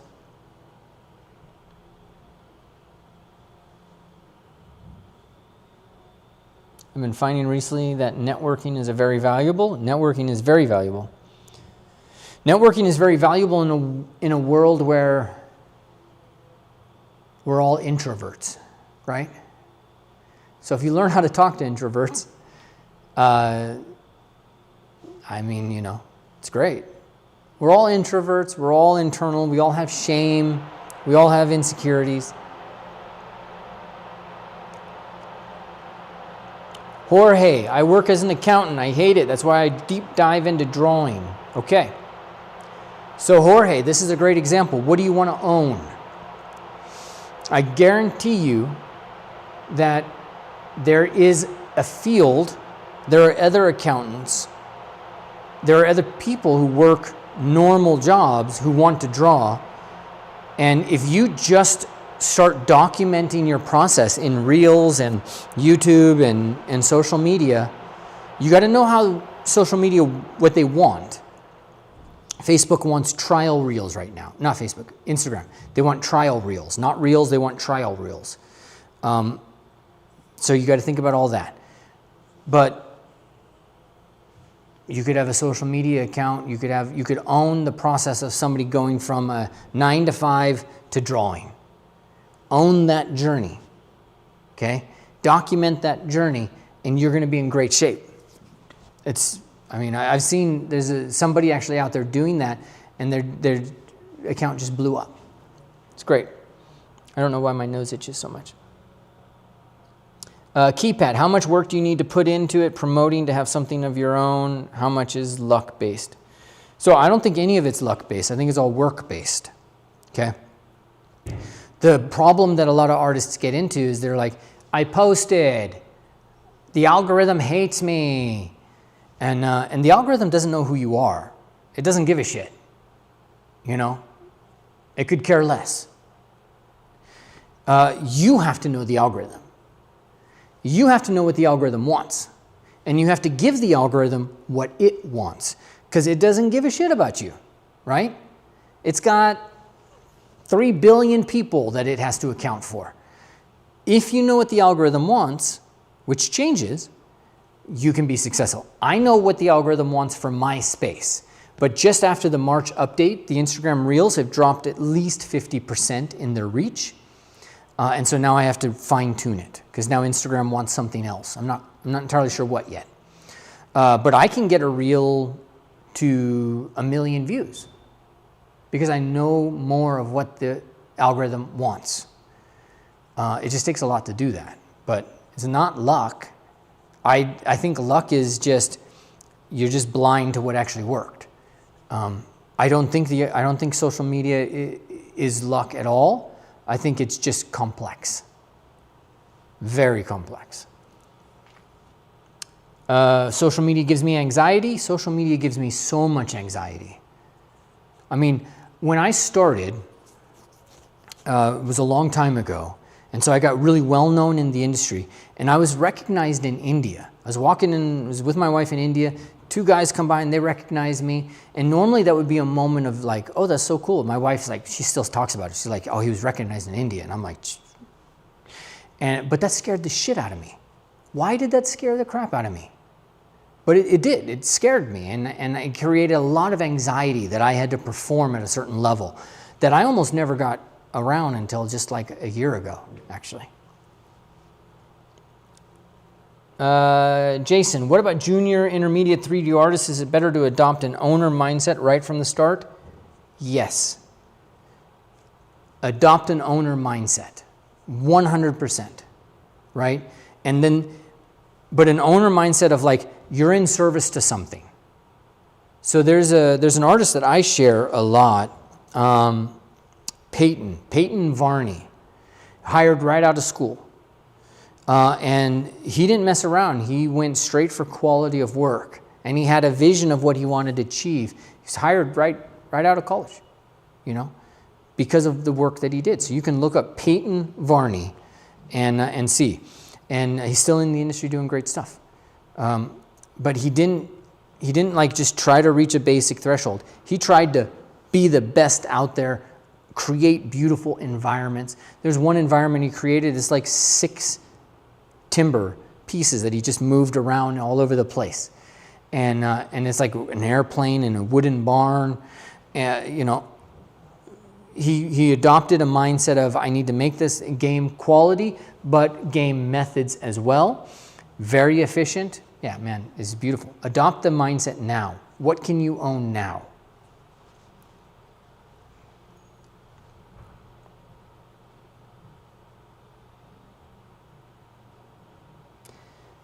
Francis is talking about being in the industry 10 years and motivation is a problem. Yeah. Well, there's no way around that, right? But you got to know, like, what is your motivation? I mean, if you're not pushing hard, that means you don't have a need right now, right? So maybe that's not a bad thing. Maybe it's not a bad thing to be like a little chill, spend time with people, and you know, just do the job that you're doing. That's fine too, I think. Give yourself permission. Let's see. CG Max, any advice on how to become more popular on social media? Consistent artwork or quality artwork? Well, so social media, you just have to remember, is like, it's a game. So popular or not, like, you just have to feed the algorithm. So like my work feeds the algorithm, right? And you just need to find the content that feeds it. It'll tell you because your content will start going viral. But you do have to, social media, you do have to post frequently. Like, if I post every day, I'm in great shape. If I take a week off, it punishes me for a week. If I take 2 weeks off, it punishes me for like a week and a half. That's the algorithm. Okay, any advice? Okay, I got that. When you say document, what do you mean document? iPhone, take a video, talk about it in front of it, right? So I was talking to my wife the other day.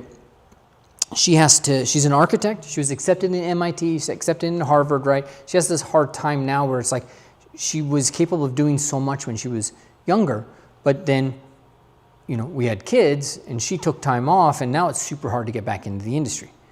But she's got a great story. She now can start talking to people about menopause, about, you know, as a woman, there's so many things that happen to women that don't happen to men. I mean, menopause is one of them. Like, that's the craziest shit on the planet. Like, there's only a few animals that go through menopause. And if there were more, I don't know if the planet would survive. It's nuts. So much pain and change. And that can now become her story. She talked to a camera. This happened, this happened. She was taking a pill. We were on a ski trip. She was taking a pill, and her thoughts were dark. And it was hard. It was so hard. I was not a very supportive husband. Frankly, I thought she'd gone absolutely crazy. I had no idea. And it was very late at night that she came in to talk to me and be like, I'm in trouble. This is making me think X, Y, and Z. And then we were like, oh shit, this is a pill that just destroyed my wife's brain. That's a video. Share that with the world. Share your feelings with the world, your authenticity, because authenticity is one of the big things. We're going to look here in a second at building a business, at brand, and authenticity is key. Okay, let me just take a couple more. So animator Dave is like, you should have a class on social media for artists. This is me thinking that through. I don't know if it's something I want to charge for, because I don't want to be a social media guy, but I want to help people. So this is where I was like, okay, I'm going to talk today and see what people need. So that might come. What if things you make don't align with what users want? You pivot. This is a business. You pivot, right? So if somebody makes a product that nobody wants to buy, you pivot and you make a different product. This is one of the key things about being an employee versus an owner. An owner they're not just like, I need to do this. No, they're like, I need to get this result. Do you see the difference? Employees always think, I need to do this. This is my job. This is what I'm good at. Okay? An owner doesn't give a shit about any of that. An owner cares about a result, and they will do whatever is necessary to get that result. So you pivot. But if you sit there and you're like, well, but I don't want to, go get a job. And then you're at the mercy of the boss and all of that. Or you go and you pivot and you create what the market needs, what they want, right? I can post something on social media that I like, and I do frequently, and they all go like 200 likes, Or I post some of these time lapses that I know work, and they go up to 1,000 likes. You're in a business.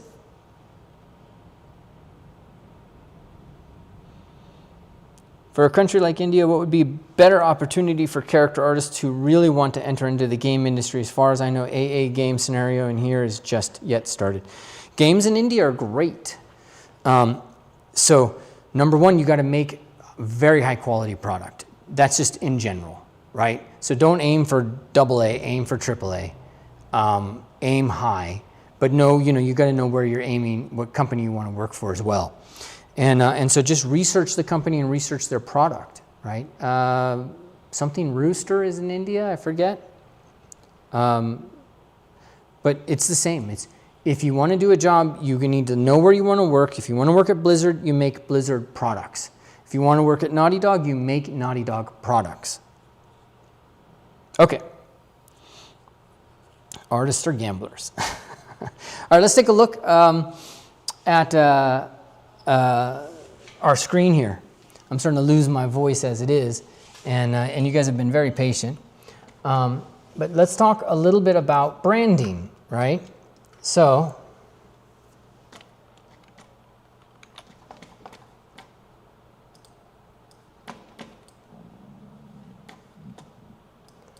I have lots of problems in my branding. So this will be a good moment for us to talk about. But let's go to YouTube, and do I have my career? Yeah, here, let's do it this way.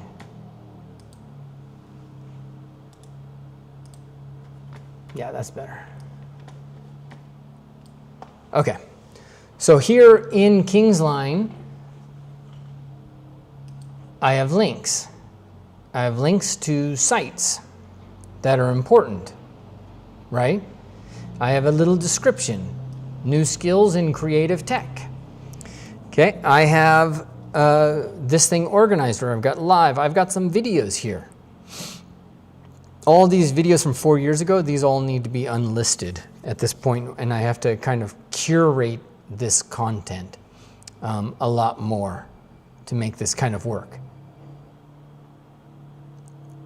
That's back in Laguna Beach. Can't believe that was 7 years ago. And I had more hair. A lot of these are lives. Look at this. Where's the Valley of the Suck? 10 years ago. Valley of the Suck 12 years ago. That's just me talking to a camera. Not much else. Not even wearing much clothing, apparently. I have no idea what I was going for with that t-shirt. Probably could have dressed up a little bit more. In India. Look at this. Going pro. Here I'm dressed up, for sure. See that jacket with a hoodie? I'm going for it. So, all right, let me see. So I've grabbed a couple of people. Let's look at Frosty. Frosty, I got nothing. Frosty, what are you doing to me? What's your brand? What do you do? What's your tagline? What are we going to do? Now, how am I going to find you? Am I supposed to go over here and go frosty.art and da-da-da-da-da? Okay, portraits. But we don't know that. Right off the bat, I don't know anything about you and I ain't learning anything about you. So, number one thing I want you guys to do, put some text about who you are, put your links in, and do that in all of your sites. All right, so if you go to my Instagram, you'll see I've got something about Instagram. What's my Instagram say? I think my Instagram says something bougie. I help build ZBrush, right? Yes, look at that. I help build ZBrush. I created its rake brush and, I made its anatomy figure full. Y'all can't touch this. So I'm saying, I'm putting it out there. I'm talking, right? And so artists, a lot of times they don't want to put themselves out there, and I get it because artists can be asshats, right? Your friends are going to be like, "Oh, you're too full of yourself," and it's one of the hardest problems. Like again, people made fun of me in studios. So my partner would go to studios, and people would be like, "Oh, Ryan, he's this and that," right? Because I had to put myself out there. And I only learned recently that I'm kind of on the spectrum because, I didn't really care. Like, it didn't affect me in the same way. But now I look back on it and I'm like, it's pretty rude, right? Like, it's just rude. But you got to deal with that and you got to accept it and put yourself out there. So for our accountant, right? An accountant learning to draw. Or it could be an accountant building his creativity, okay? You've got to start figuring out what your angle is. What are you going to own? Okay, I could put in here like structural figure sculpting, the Ryan Kingslien method. I'd probably have put that in there, but nothing really beats like he helped build ZBrush. Like, I mean, that's like the most mojo that I can put in there. And you just have to find your angle, as well. So we got Frosty. We don't know nothing about you and we ain't learning nothing about you. And you need to put it in there. Like, by all means, tell me now. Where is... Yep. And then, so let's go so much 3D. Awesome. Senior, I've got the art station. Fantastic. Where's your Instagram? I would love your Instagram. Where's a website? But at the end of the day, really, I've got speed hair creation. I've got real time, all of this. And you're in there doing shorts and talking. So that's great. These are all the things that you need to do. So now you need to start thinking, like, how do I get next level, right? So you say, all right, what's people responding to? Available now, they respond to this. They responded right here to this. They responded to these guys, these reveals. They responded to this, making this time lapse. They absolutely responded to the hair. And they responded to this time lapse here as well.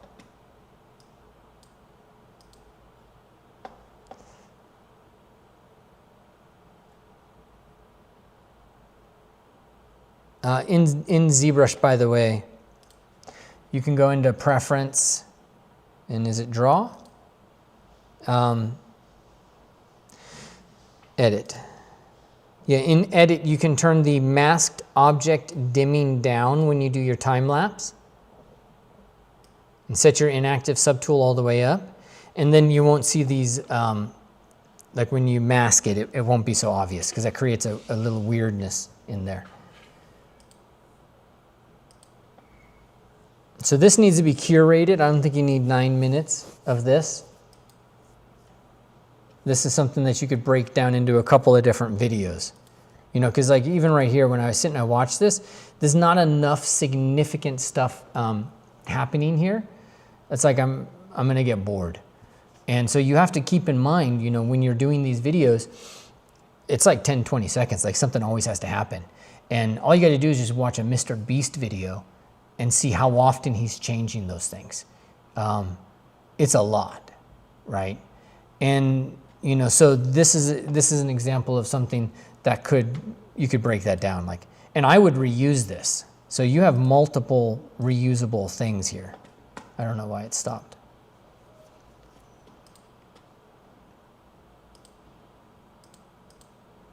That's not good. Is that in your edit? Check your edit. That looks like that might be in your edit. Okay, little things like that. Stylized hair got you 38,000 views. Dude, you just do this, and you find a way to make multiple of this. And you do multiple versions of this. Do different types of hair. And then do different stages where, you know, you could just take this, you could take, let's say, curves. And you can do just an Instagram reel on just that curves. Like, here's a reel, I do this, and it turns into that. And it's basically 10 seconds of your video here. It just becomes a reel. I've seen this on my Instagram so many times where it's like just something, let's find something. Here, this, I didn't even know this was gonna get 10,000 likes. That's a full time lapse of an entire process. But this is a lot less, just focused right there on that front. Let me see if there's another one. Yeah, see, this is just the neck.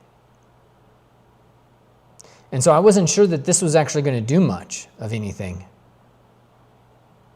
But, you know, 2,300 views just on neck. And that's actually the second or third time I've posted that, right?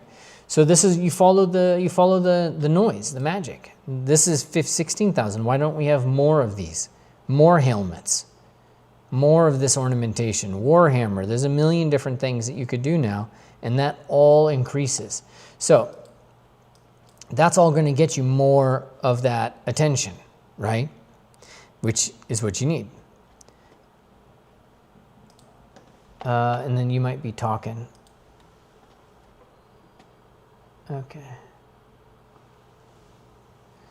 Use Instagram. I see you say the longer videos on YouTube, but use shorts on YouTube. It's very, very, very powerful. And YouTube's not just a place for longer videos. They have to mean something, right? So YouTube doubled in the last 4 years, I think. This is what the Netflix guy said, is that their biggest competition, Reed Hastings says their biggest competition is YouTube. and that YouTube doubled in the last 4 years and dwarfs everybody else. It owns something like 60% of the market, and Netflix is like much smaller. So don't just put stuff on YouTube. Make stuff for YouTube. That makes a difference. And I've had students get jobs from tutorials they build, you know, and put on YouTube. And they're like, oh, you're the one who showed us how to do that padded armor, right? Do it. Very important.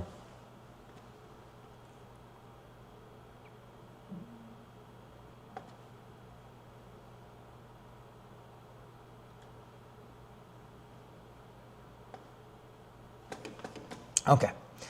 All right. And then you have to decide, you know, and you have it's a problem that you face. You have to decide what you want to own. Because we are a little bit all over the map here. And take down the work that's not, like this one I would take down. I wouldn't do that. You have collectibles. You have stylized. And so what do you own? What is yours to do? And then so we got this, right? What we want to know is, what is it that you yourself are going to own? What space? Loric Studio.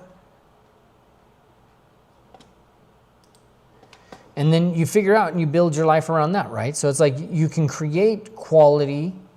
You work at the level that you're working at here is a little different than what you can create, you know, and that's just the nature of having a job and the nature of like, this is going to be lower resolution than the high resolution that you do. Let me just show the screen here.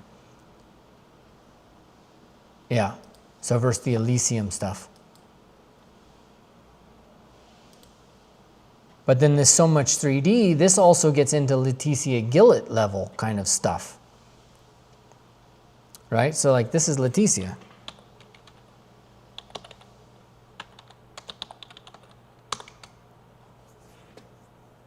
And Leticia, one of the things that she did early on was she just started making concept art.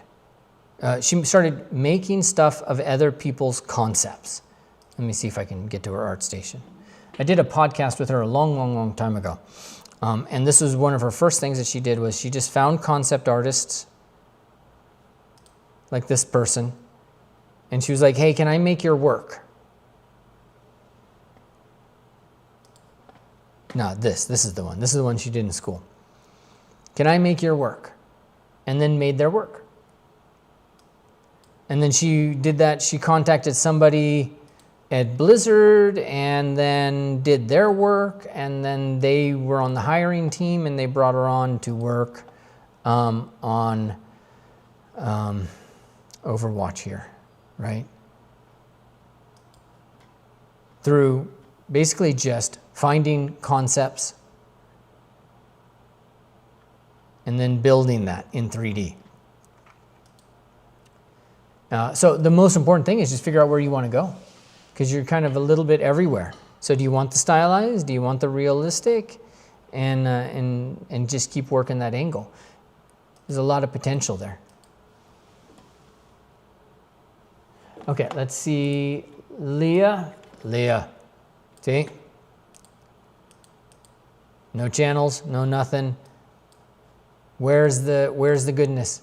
You guys want to make sure that you have your YouTube. You want to make sure you have an art station. You want to make sure that you have your Instagram. You're building a business here. And I'm not going to go through. I grabbed a bunch of people's stuff. And so if you don't have anything on this, you need to. You need to start using this. It helps. It makes a difference. Frank. Okay, where can I go? I can go ArtStation. And you have your own site. Awesome.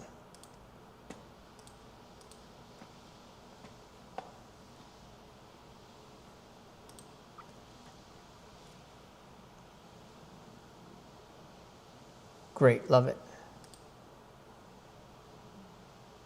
Creating characters, ride, cinematic, global entertainment. Sweet. Yeah, this is something that you own.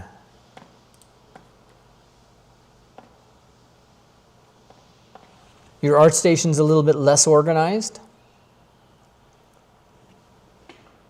Let me show the screen. Yeah, let's go back because I keep using the wrong camera.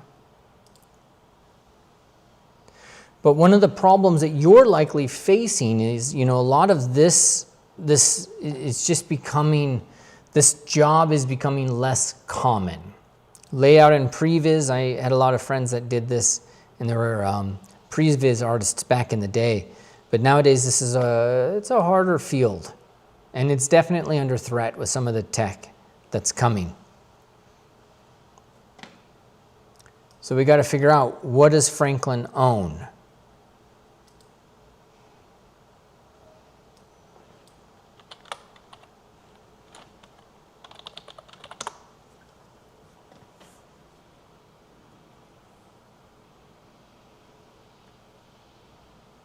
Do you have an Instagram? No Instagram. Okay. I think I need to do an Instagram for artists.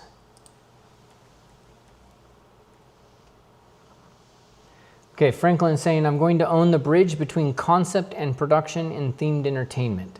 Okay, from the 3D POV and key modeling to ride. Yes, I love it. Right there. Yeah, this is great. I mean, this site is great. You know, the next thing that you think about, your website's great. I wouldn't change a single thing. It has a lot of authority, right? So now what you have to mix with the authority is authenticity. And so that's where Instagram and some of these other ones come in, is they give you the chance to be authentic, right? And to start to give some of the behind the scenes. So is it possible that people want to know some behind the scenes of the rides that they've been on? Yeah, I think so. Some behind the scenes of some of these rides, you probably are regulated by NDAs and whatnot. They may not want you to showcase a lot of that stuff. But you can surely talk about it to some extent. Or you could find projects where they might want that. There can be ride reviews, you know. There can be a lot of things that you do in Instagram and other areas to build out and add to this. So this is where you're an owner of a space, you're building a brand, and so now you need to think about all the channels in which you communicate with people. So are you communicating with your Instagram, your YouTube? Are you communicating with emails with anybody, right? Are you offering anything like a course? A course isn't necessarily a way to make money. It used to be a lot more, and you can still do it. You still generate revenue, but it's a way to communicate with people and to establish authority and authenticity at the same time. There could be a simple course you give away for $49 that's like how I think about designing or what do I have to do when I'm building these theme parks, when I'm going from, what is it you said, concept to production, right? And you could call it concept to production, you know, the theme ride experience. And then it becomes concept to production. CTP, yeah, CTP is the course. And you're just there offering this to people. And now that's where you start to own it, is when you're no longer just, like, here's my example. Like I have, like there's Dylan Cole.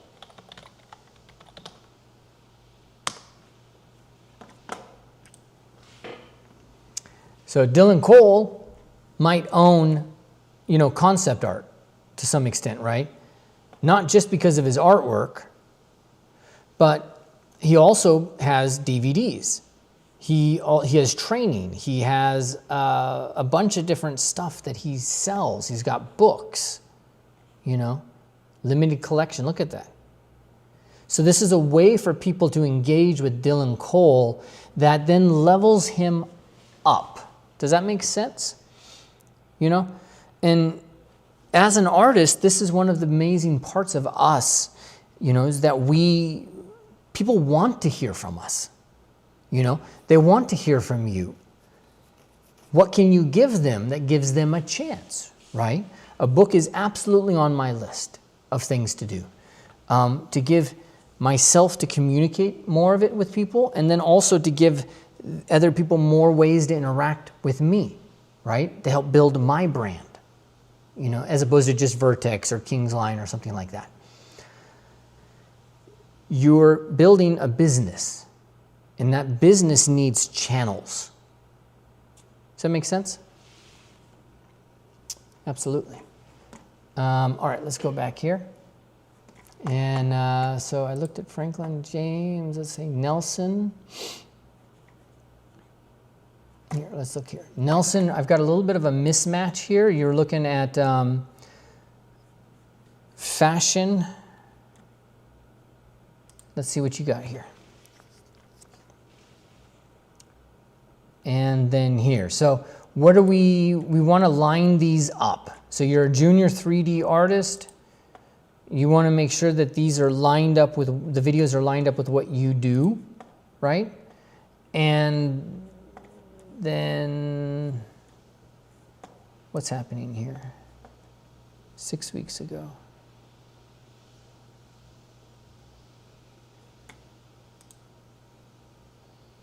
Okay, sculpting is good.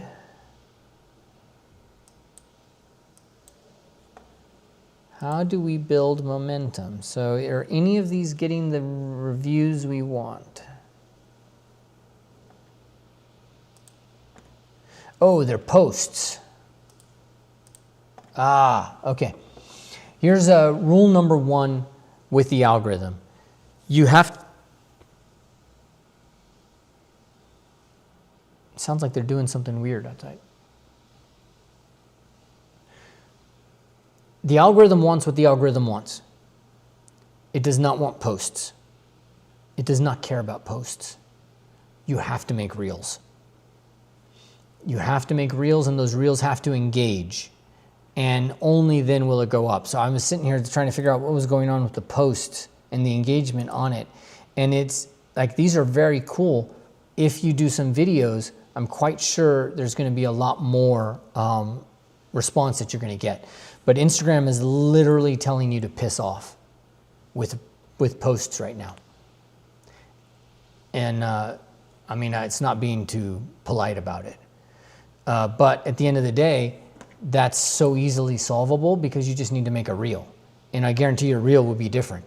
You have to, though, when you do Instagram, you have to commit to doing something for a week and a half. Only after that does Instagram turn on the nozzle. So whatever you do, you have to do it for a week and a half, and then Instagram will say like, all right, well, I guess you're into this. I guess I can trust you, and it starts sending traffic to you. First week, pure crap.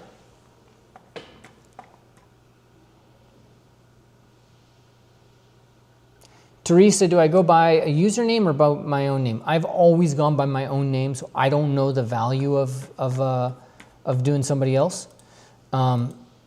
So I think you should use your real name. There are problems with that, like I try not to have my daughter follow me or any of her friends follow, or I try not to have there be any way back that you find out about personal life and stuff like that. You know, that stuff's a little bit of a worry, using a real name, but I mean, I would have to use a real name anyways, because you see my face, you see my name, on from there. Okay, so let's take a look at a couple more. Jeremy, you got to put more on there. I got your playlists, but I don't know anything about you. What's your tagline? And all that jazz. Dave, let's talk about our animator, Dave. Cinematic animator, great. Less, I would put less. What can we say that people understand quickly? Because YouTube, this is a little bit much. Do we have videos? You can design your homepage, by the way.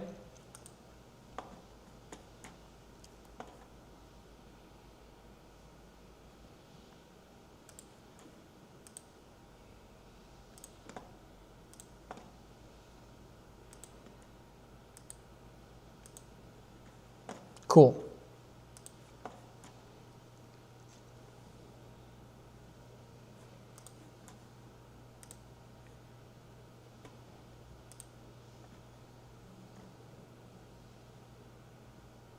It's like one of my favorite movies. What's the name of this? Neoma? Gnome? I forget the name. It's such a cool character.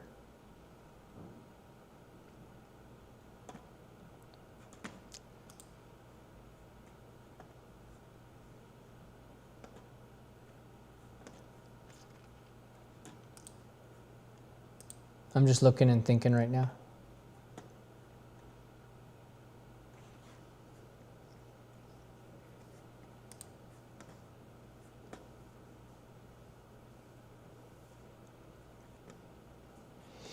I think the best one to show you is, this is too much weight, by the way. I can't handle that much weight. You're gonna lose so many people with that much weight. This is like 10 years ago we would do this. Now you need to get to it faster.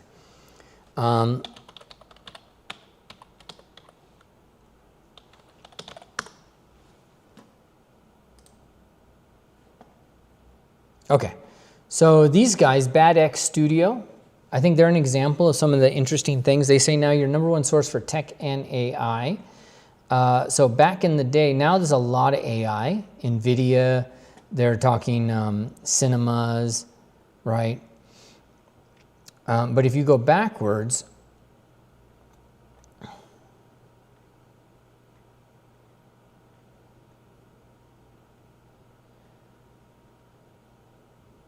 a lot of this is, they have a lot of Unreal Engine content here. Ultimate Unreal Engine course. Unreal Engine cinematics, learn this crazy thing in 14 days.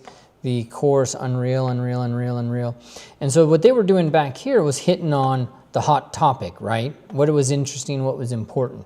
And now you'll see that they're actually switching over and they're starting to talk more about AI than anything else. AI is really becoming kind of one of their dominant. Is it collaborating? Don't trust your videos anymore.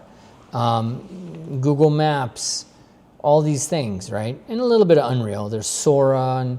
And so what's happening with these guys is they built up this, this platform, you know, by offering value to people and being funny and cool.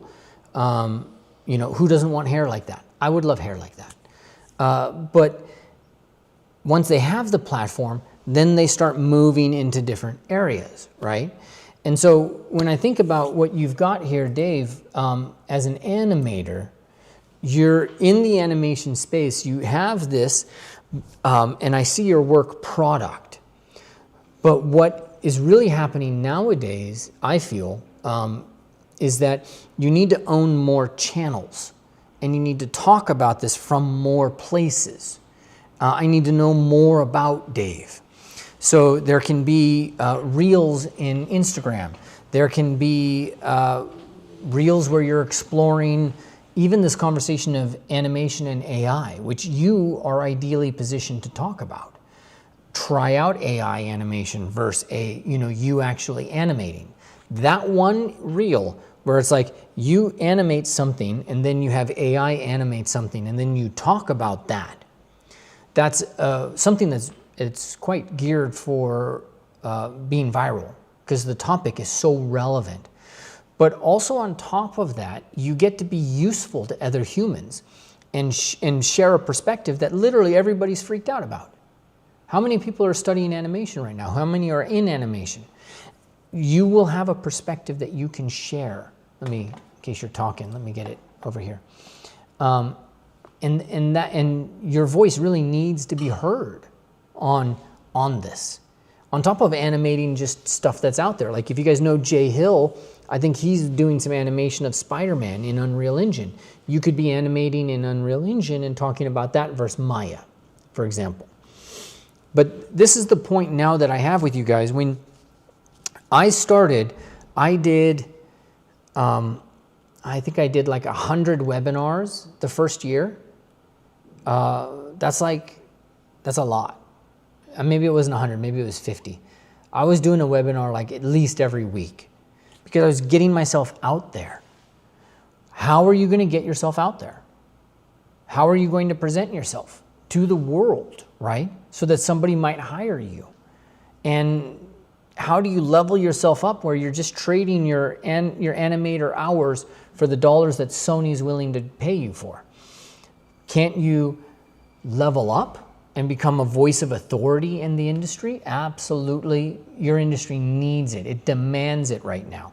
It is craving people who can talk about what's happening in their industry. And this is a big shift for a lot of us, because now you have to go from, you know, I was quiet doing my own thing, to now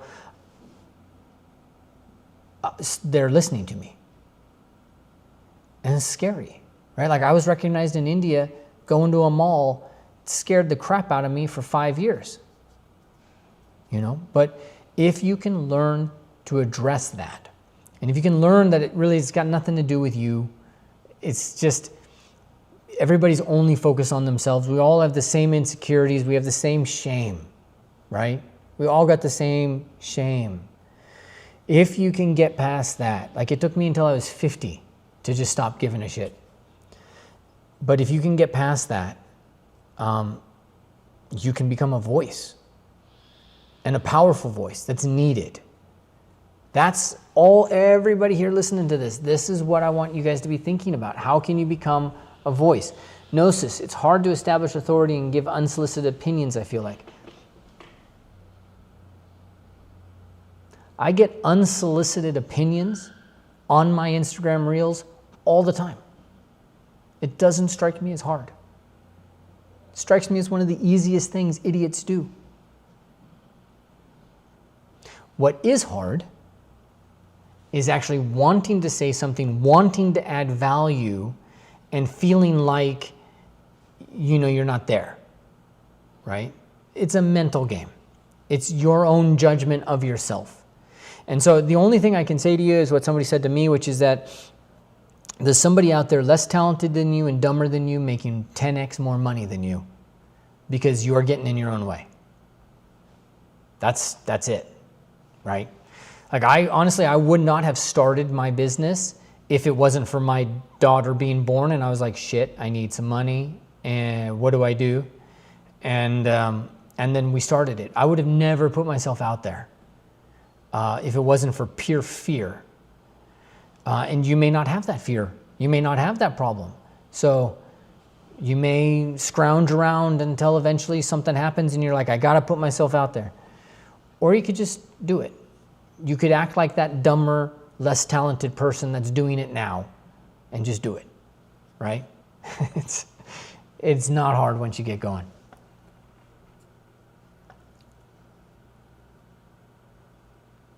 Yeah, Teresa knows. After 50, you just start giving zero fucks. Teresa, how do you feel about fan art? Fan art gets a lot of traction on social media. Fan art. Check this out. I think I'm misspelling his name. Yeah. Raphael Grassetti. Obviously, that's not fan art. That's his art. He's the guy behind it. But that's fan art. Okay. That's some of his own work. Gods of War. Here, it'll take too long to go through this. If you go through Raphael Grassetti, you'll see fan art. Fan art, fan art, fan art, fan art. Wolverine, Batman. All fan art. And his own art. Crap ton of fan art. Make it. Oh, that is a beautiful face. Love that. Make fan art. Do it. Do it. Do it when it's relevant too.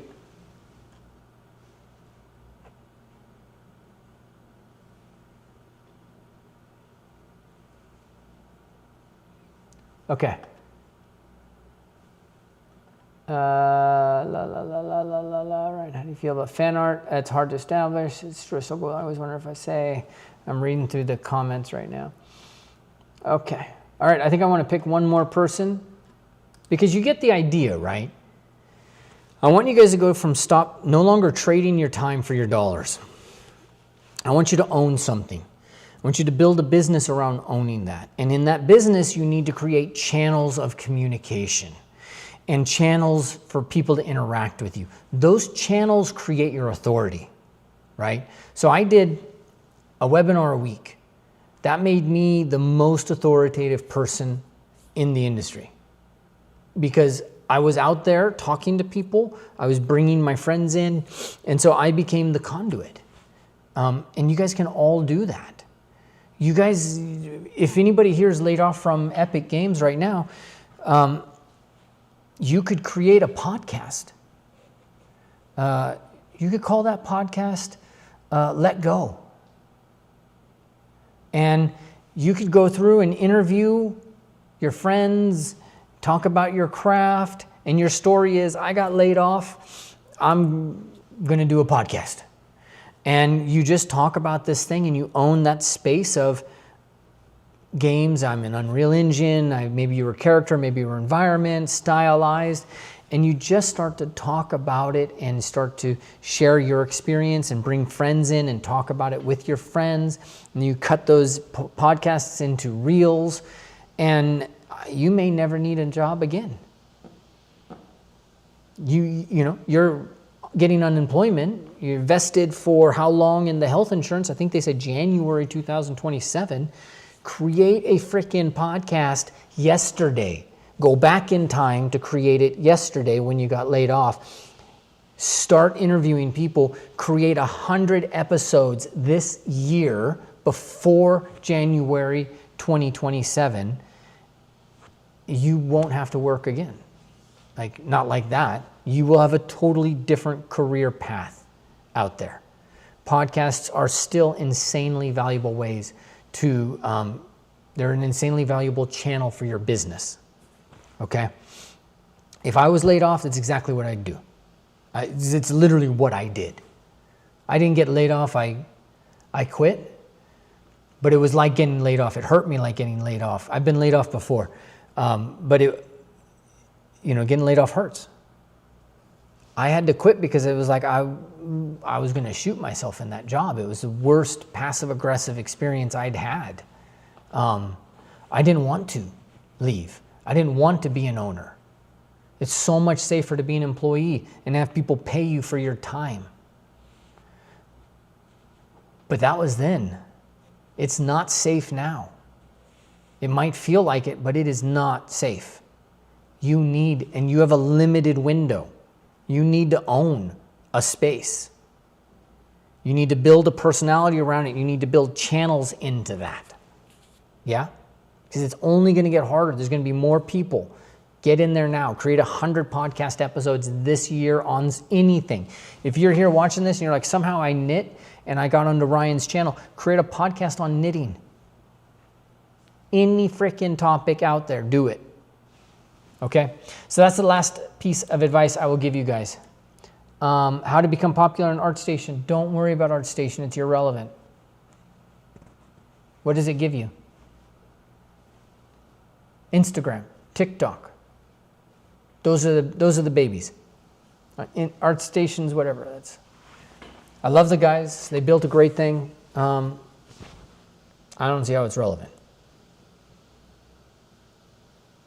Devin Rodriguez is not popular on ArtStation. Okay. All right. There we go. There was a couple other people to showcase, but I'm gonna go pass out. I haven't eaten. 2020 is when in doubt, start a podcast. It's a Squid has it right.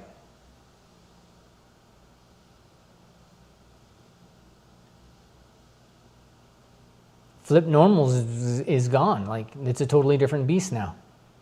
That gives you a sense of like how crazy things are.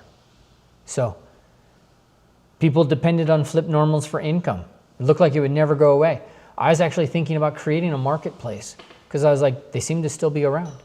And I was literally 6 months from doing it. And then I was like, okay, maybe not. Maybe no marketplace. Maybe that's a bad idea. Maybe they know something I don't know. So I won't be doing that. You have to, it really is going to come down to you building something around yourself. And honestly, it always has been, right? So you need to create stuff that you love. You need to create a business with channels that support your ability to create doing what you love. You need to be able to talk about it. That's one of the channels. So Gnosis, you have amazing skill. Put your face on camera, talk about it, right? You're building a really cool platform. Put your face on camera, talk about it. It adds authenticity, you know, and give your opinion. And if you worry about people not respecting your opinion, just say, well, and that's my opinion. So, you know, so you might think different and I might have this wrong, but this is what I'm thinking right now. And if you just put those words in there, like say whatever the hell you want, you know, we're all growing. If somebody has a problem with it, they're an asshole. And guess what? There's a lot of assholes. So you're going to meet them. One of my mentors said that, you know, you just have to look at it as a ratio thing. You're going to post something out there. You're going to put a part of yourself out there. And there's going to be 3% of assholes. Or 5. You could have 10%. You're just going to have a percentage. It's a ratio of assholes. That's it. They're in the world. They're going to come by. You just treat it as like, that's a percentage. You know, and then you don't give a shit about it. Or you engage them and you troll them, and then they can fuel your algorithm, which they've done wonders for me, right? The only reason I stopped trolling them was because I trolled a 16-year-old back, and then I felt like shit. I was like, all right, calm down. Okay. Damaging a 16-year-old is like, you know, you don't want to do that. I don't want to do that. I have a 15-year-old, and it's, yeah.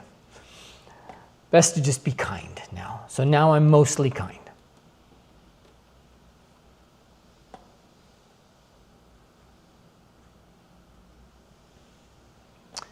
Oh yeah, I know Marshall personally actually. I gave him his first online class because I saw his class at Nome and he didn't make a lot of money. So I was like, we can do this. And so I created a class with just him to give him money. So a podcast, that would be neat. So there we go, guys. Any questions? Put them in the chat. I will answer as we go. But I'm going to head out to lunch, and I've been on this 2.5 hours already. Just try to find what you love and try to build a business around that. One of your channels is social media. Another channel might be you work at Blizzard. Look at Leticia Gillett. She has a day job, and she's doing all these other things. That's how you make yourself future-proof. Is like any business, you hedge your bets and you have multiple channels for your marketing and for your revenue. So, and let me know if you guys want, like I don't want to monetize this yet because I don't feel comfortable monetizing it. This is one of the reasons why I'm not filthy rich. But if you guys want a class on some of this stuff, like let me know. My thought was I was going to take a cohort of like 100 people for free and then just run people through some of this stuff. Because I think artists need to work on their channels of communication and their marketing. But if that's interesting, shoot me a note or leave a comment. Let me know. Excuse me, it's on my mind. I just, again, I didn't want to be known as the marketing guy, even though I love it. I still have dreams of art in museums and galleries. Okay. You're welcome, Dave. And I think there are things that need to be done. Dave, your number one is create a podcast or start creating reels. That's it. And you just start talking about topics. Hell, you can use ChatGPT to give you podcast ideas. Like use the AI because it knows where the trend lines are. So I would do that. I would just be like, ChatGPT, what are the 100 topics I can do for a podcast on animation in today's industry. You have to curate it. Honestly, when I do that, because I do that frequently, honestly, 80% of it's crap. You know, it's like too generic, but it's a good start.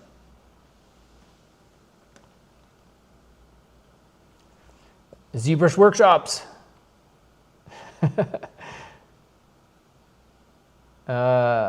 Teresa's back to starting on sculpture of Bernini's David. Oh yeah, good deal.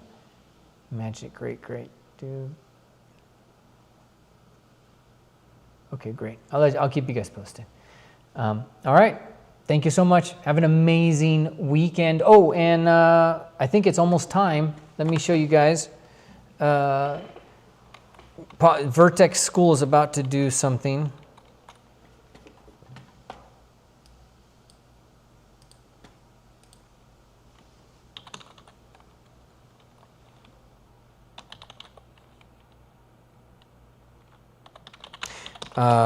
So if you're a character artist,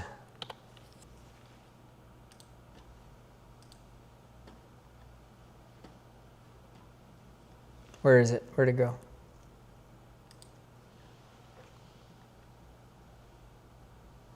It was just here.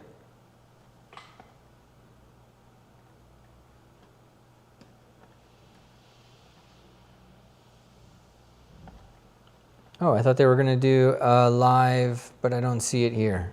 Portfolio review. Okay, looks like it's not there.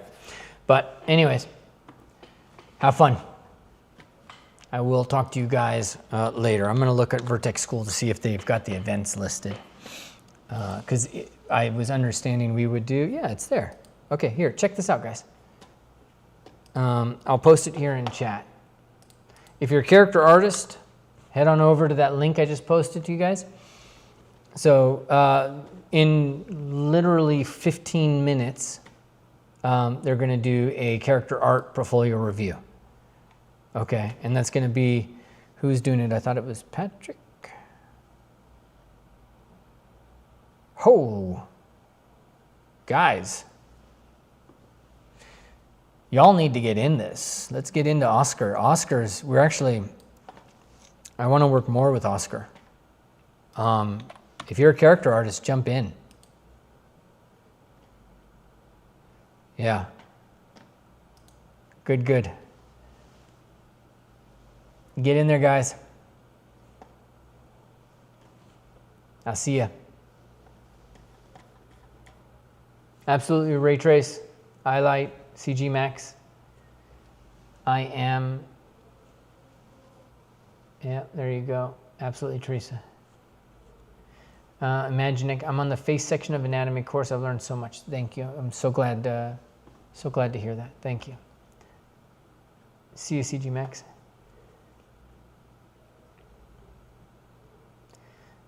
Ilias, I'm a creature designer, but some little voice in my head tell me to do collectible and anime characters. What should I do? And you have time. You're unemployed. Sweet. So you should do it. And you should talk about it. This is one of the crazy parts, man. I don't know how long this is going to go on, guys, because Facebook is on record at saying that they will start to create their own content. So when you go to Instagram, you see people's content. But Facebook is on record saying that that content will be AI generated. So you will go to Instagram and AI will be generating lose weight, here's this tip, here's that tip. They'll be generating all of that content. So what are they going to do with the people? That might go away. But right now, we create it. So create content. Be a creature designer who's like, I'm interested in collectibles. Let me share my journey. And just share your journey. You can't do wrong with that. You just, remember, know what the algorithm wants. It does not want posts. It wants reels. It wants green screens. You guys all came here from a green screen reel, right? So you guys all came from email or a green screen reel. Let me see. Let me go into this one. So like that's a green screen reel where I'm reacting to it. That's 9,900 likes, 33 comments. okay, and I'm on this. This is just done with CapCut. I just did it literally where I'm sitting right here. I stood up, had a camera on me, and you can see that got rid of that background. Pretty cool, actually. You do a bunch of those. And then how do I know about these? Gary V.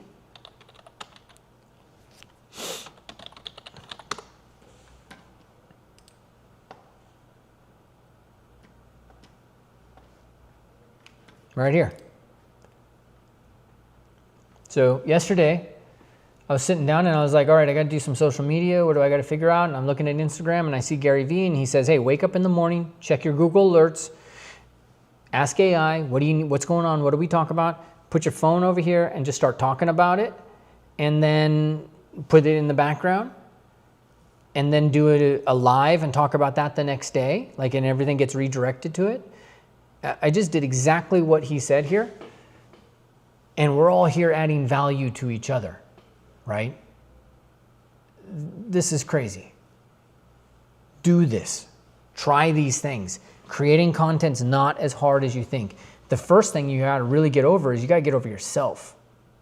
You know, I'm not good enough. That gives yourself too much importance because it's not about you. You guys aren't here for me. Like, you're here for yourselves to learn and to, you know, get answers. You know, everybody's going to come to you. You just give people answers.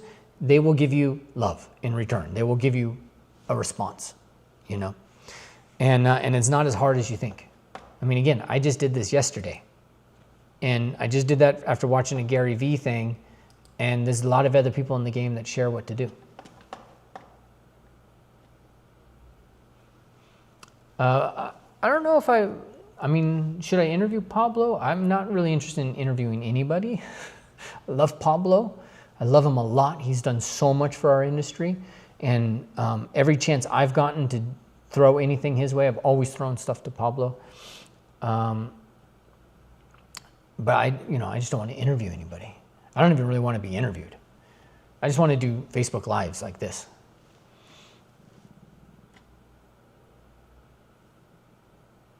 Or YouTube Lives. Okay, CG Max. Okay, Pablo.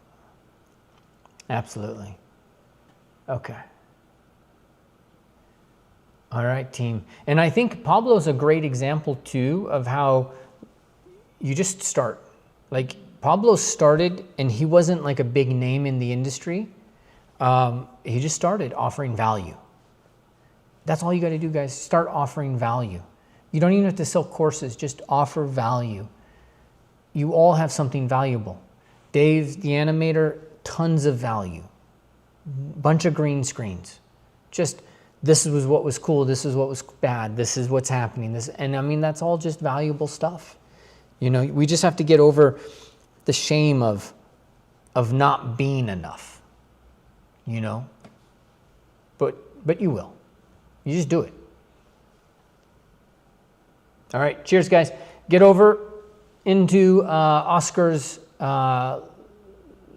portfolio review, and have an amazing weekend. All right, now I'm really going to turn this off. All right, ciao.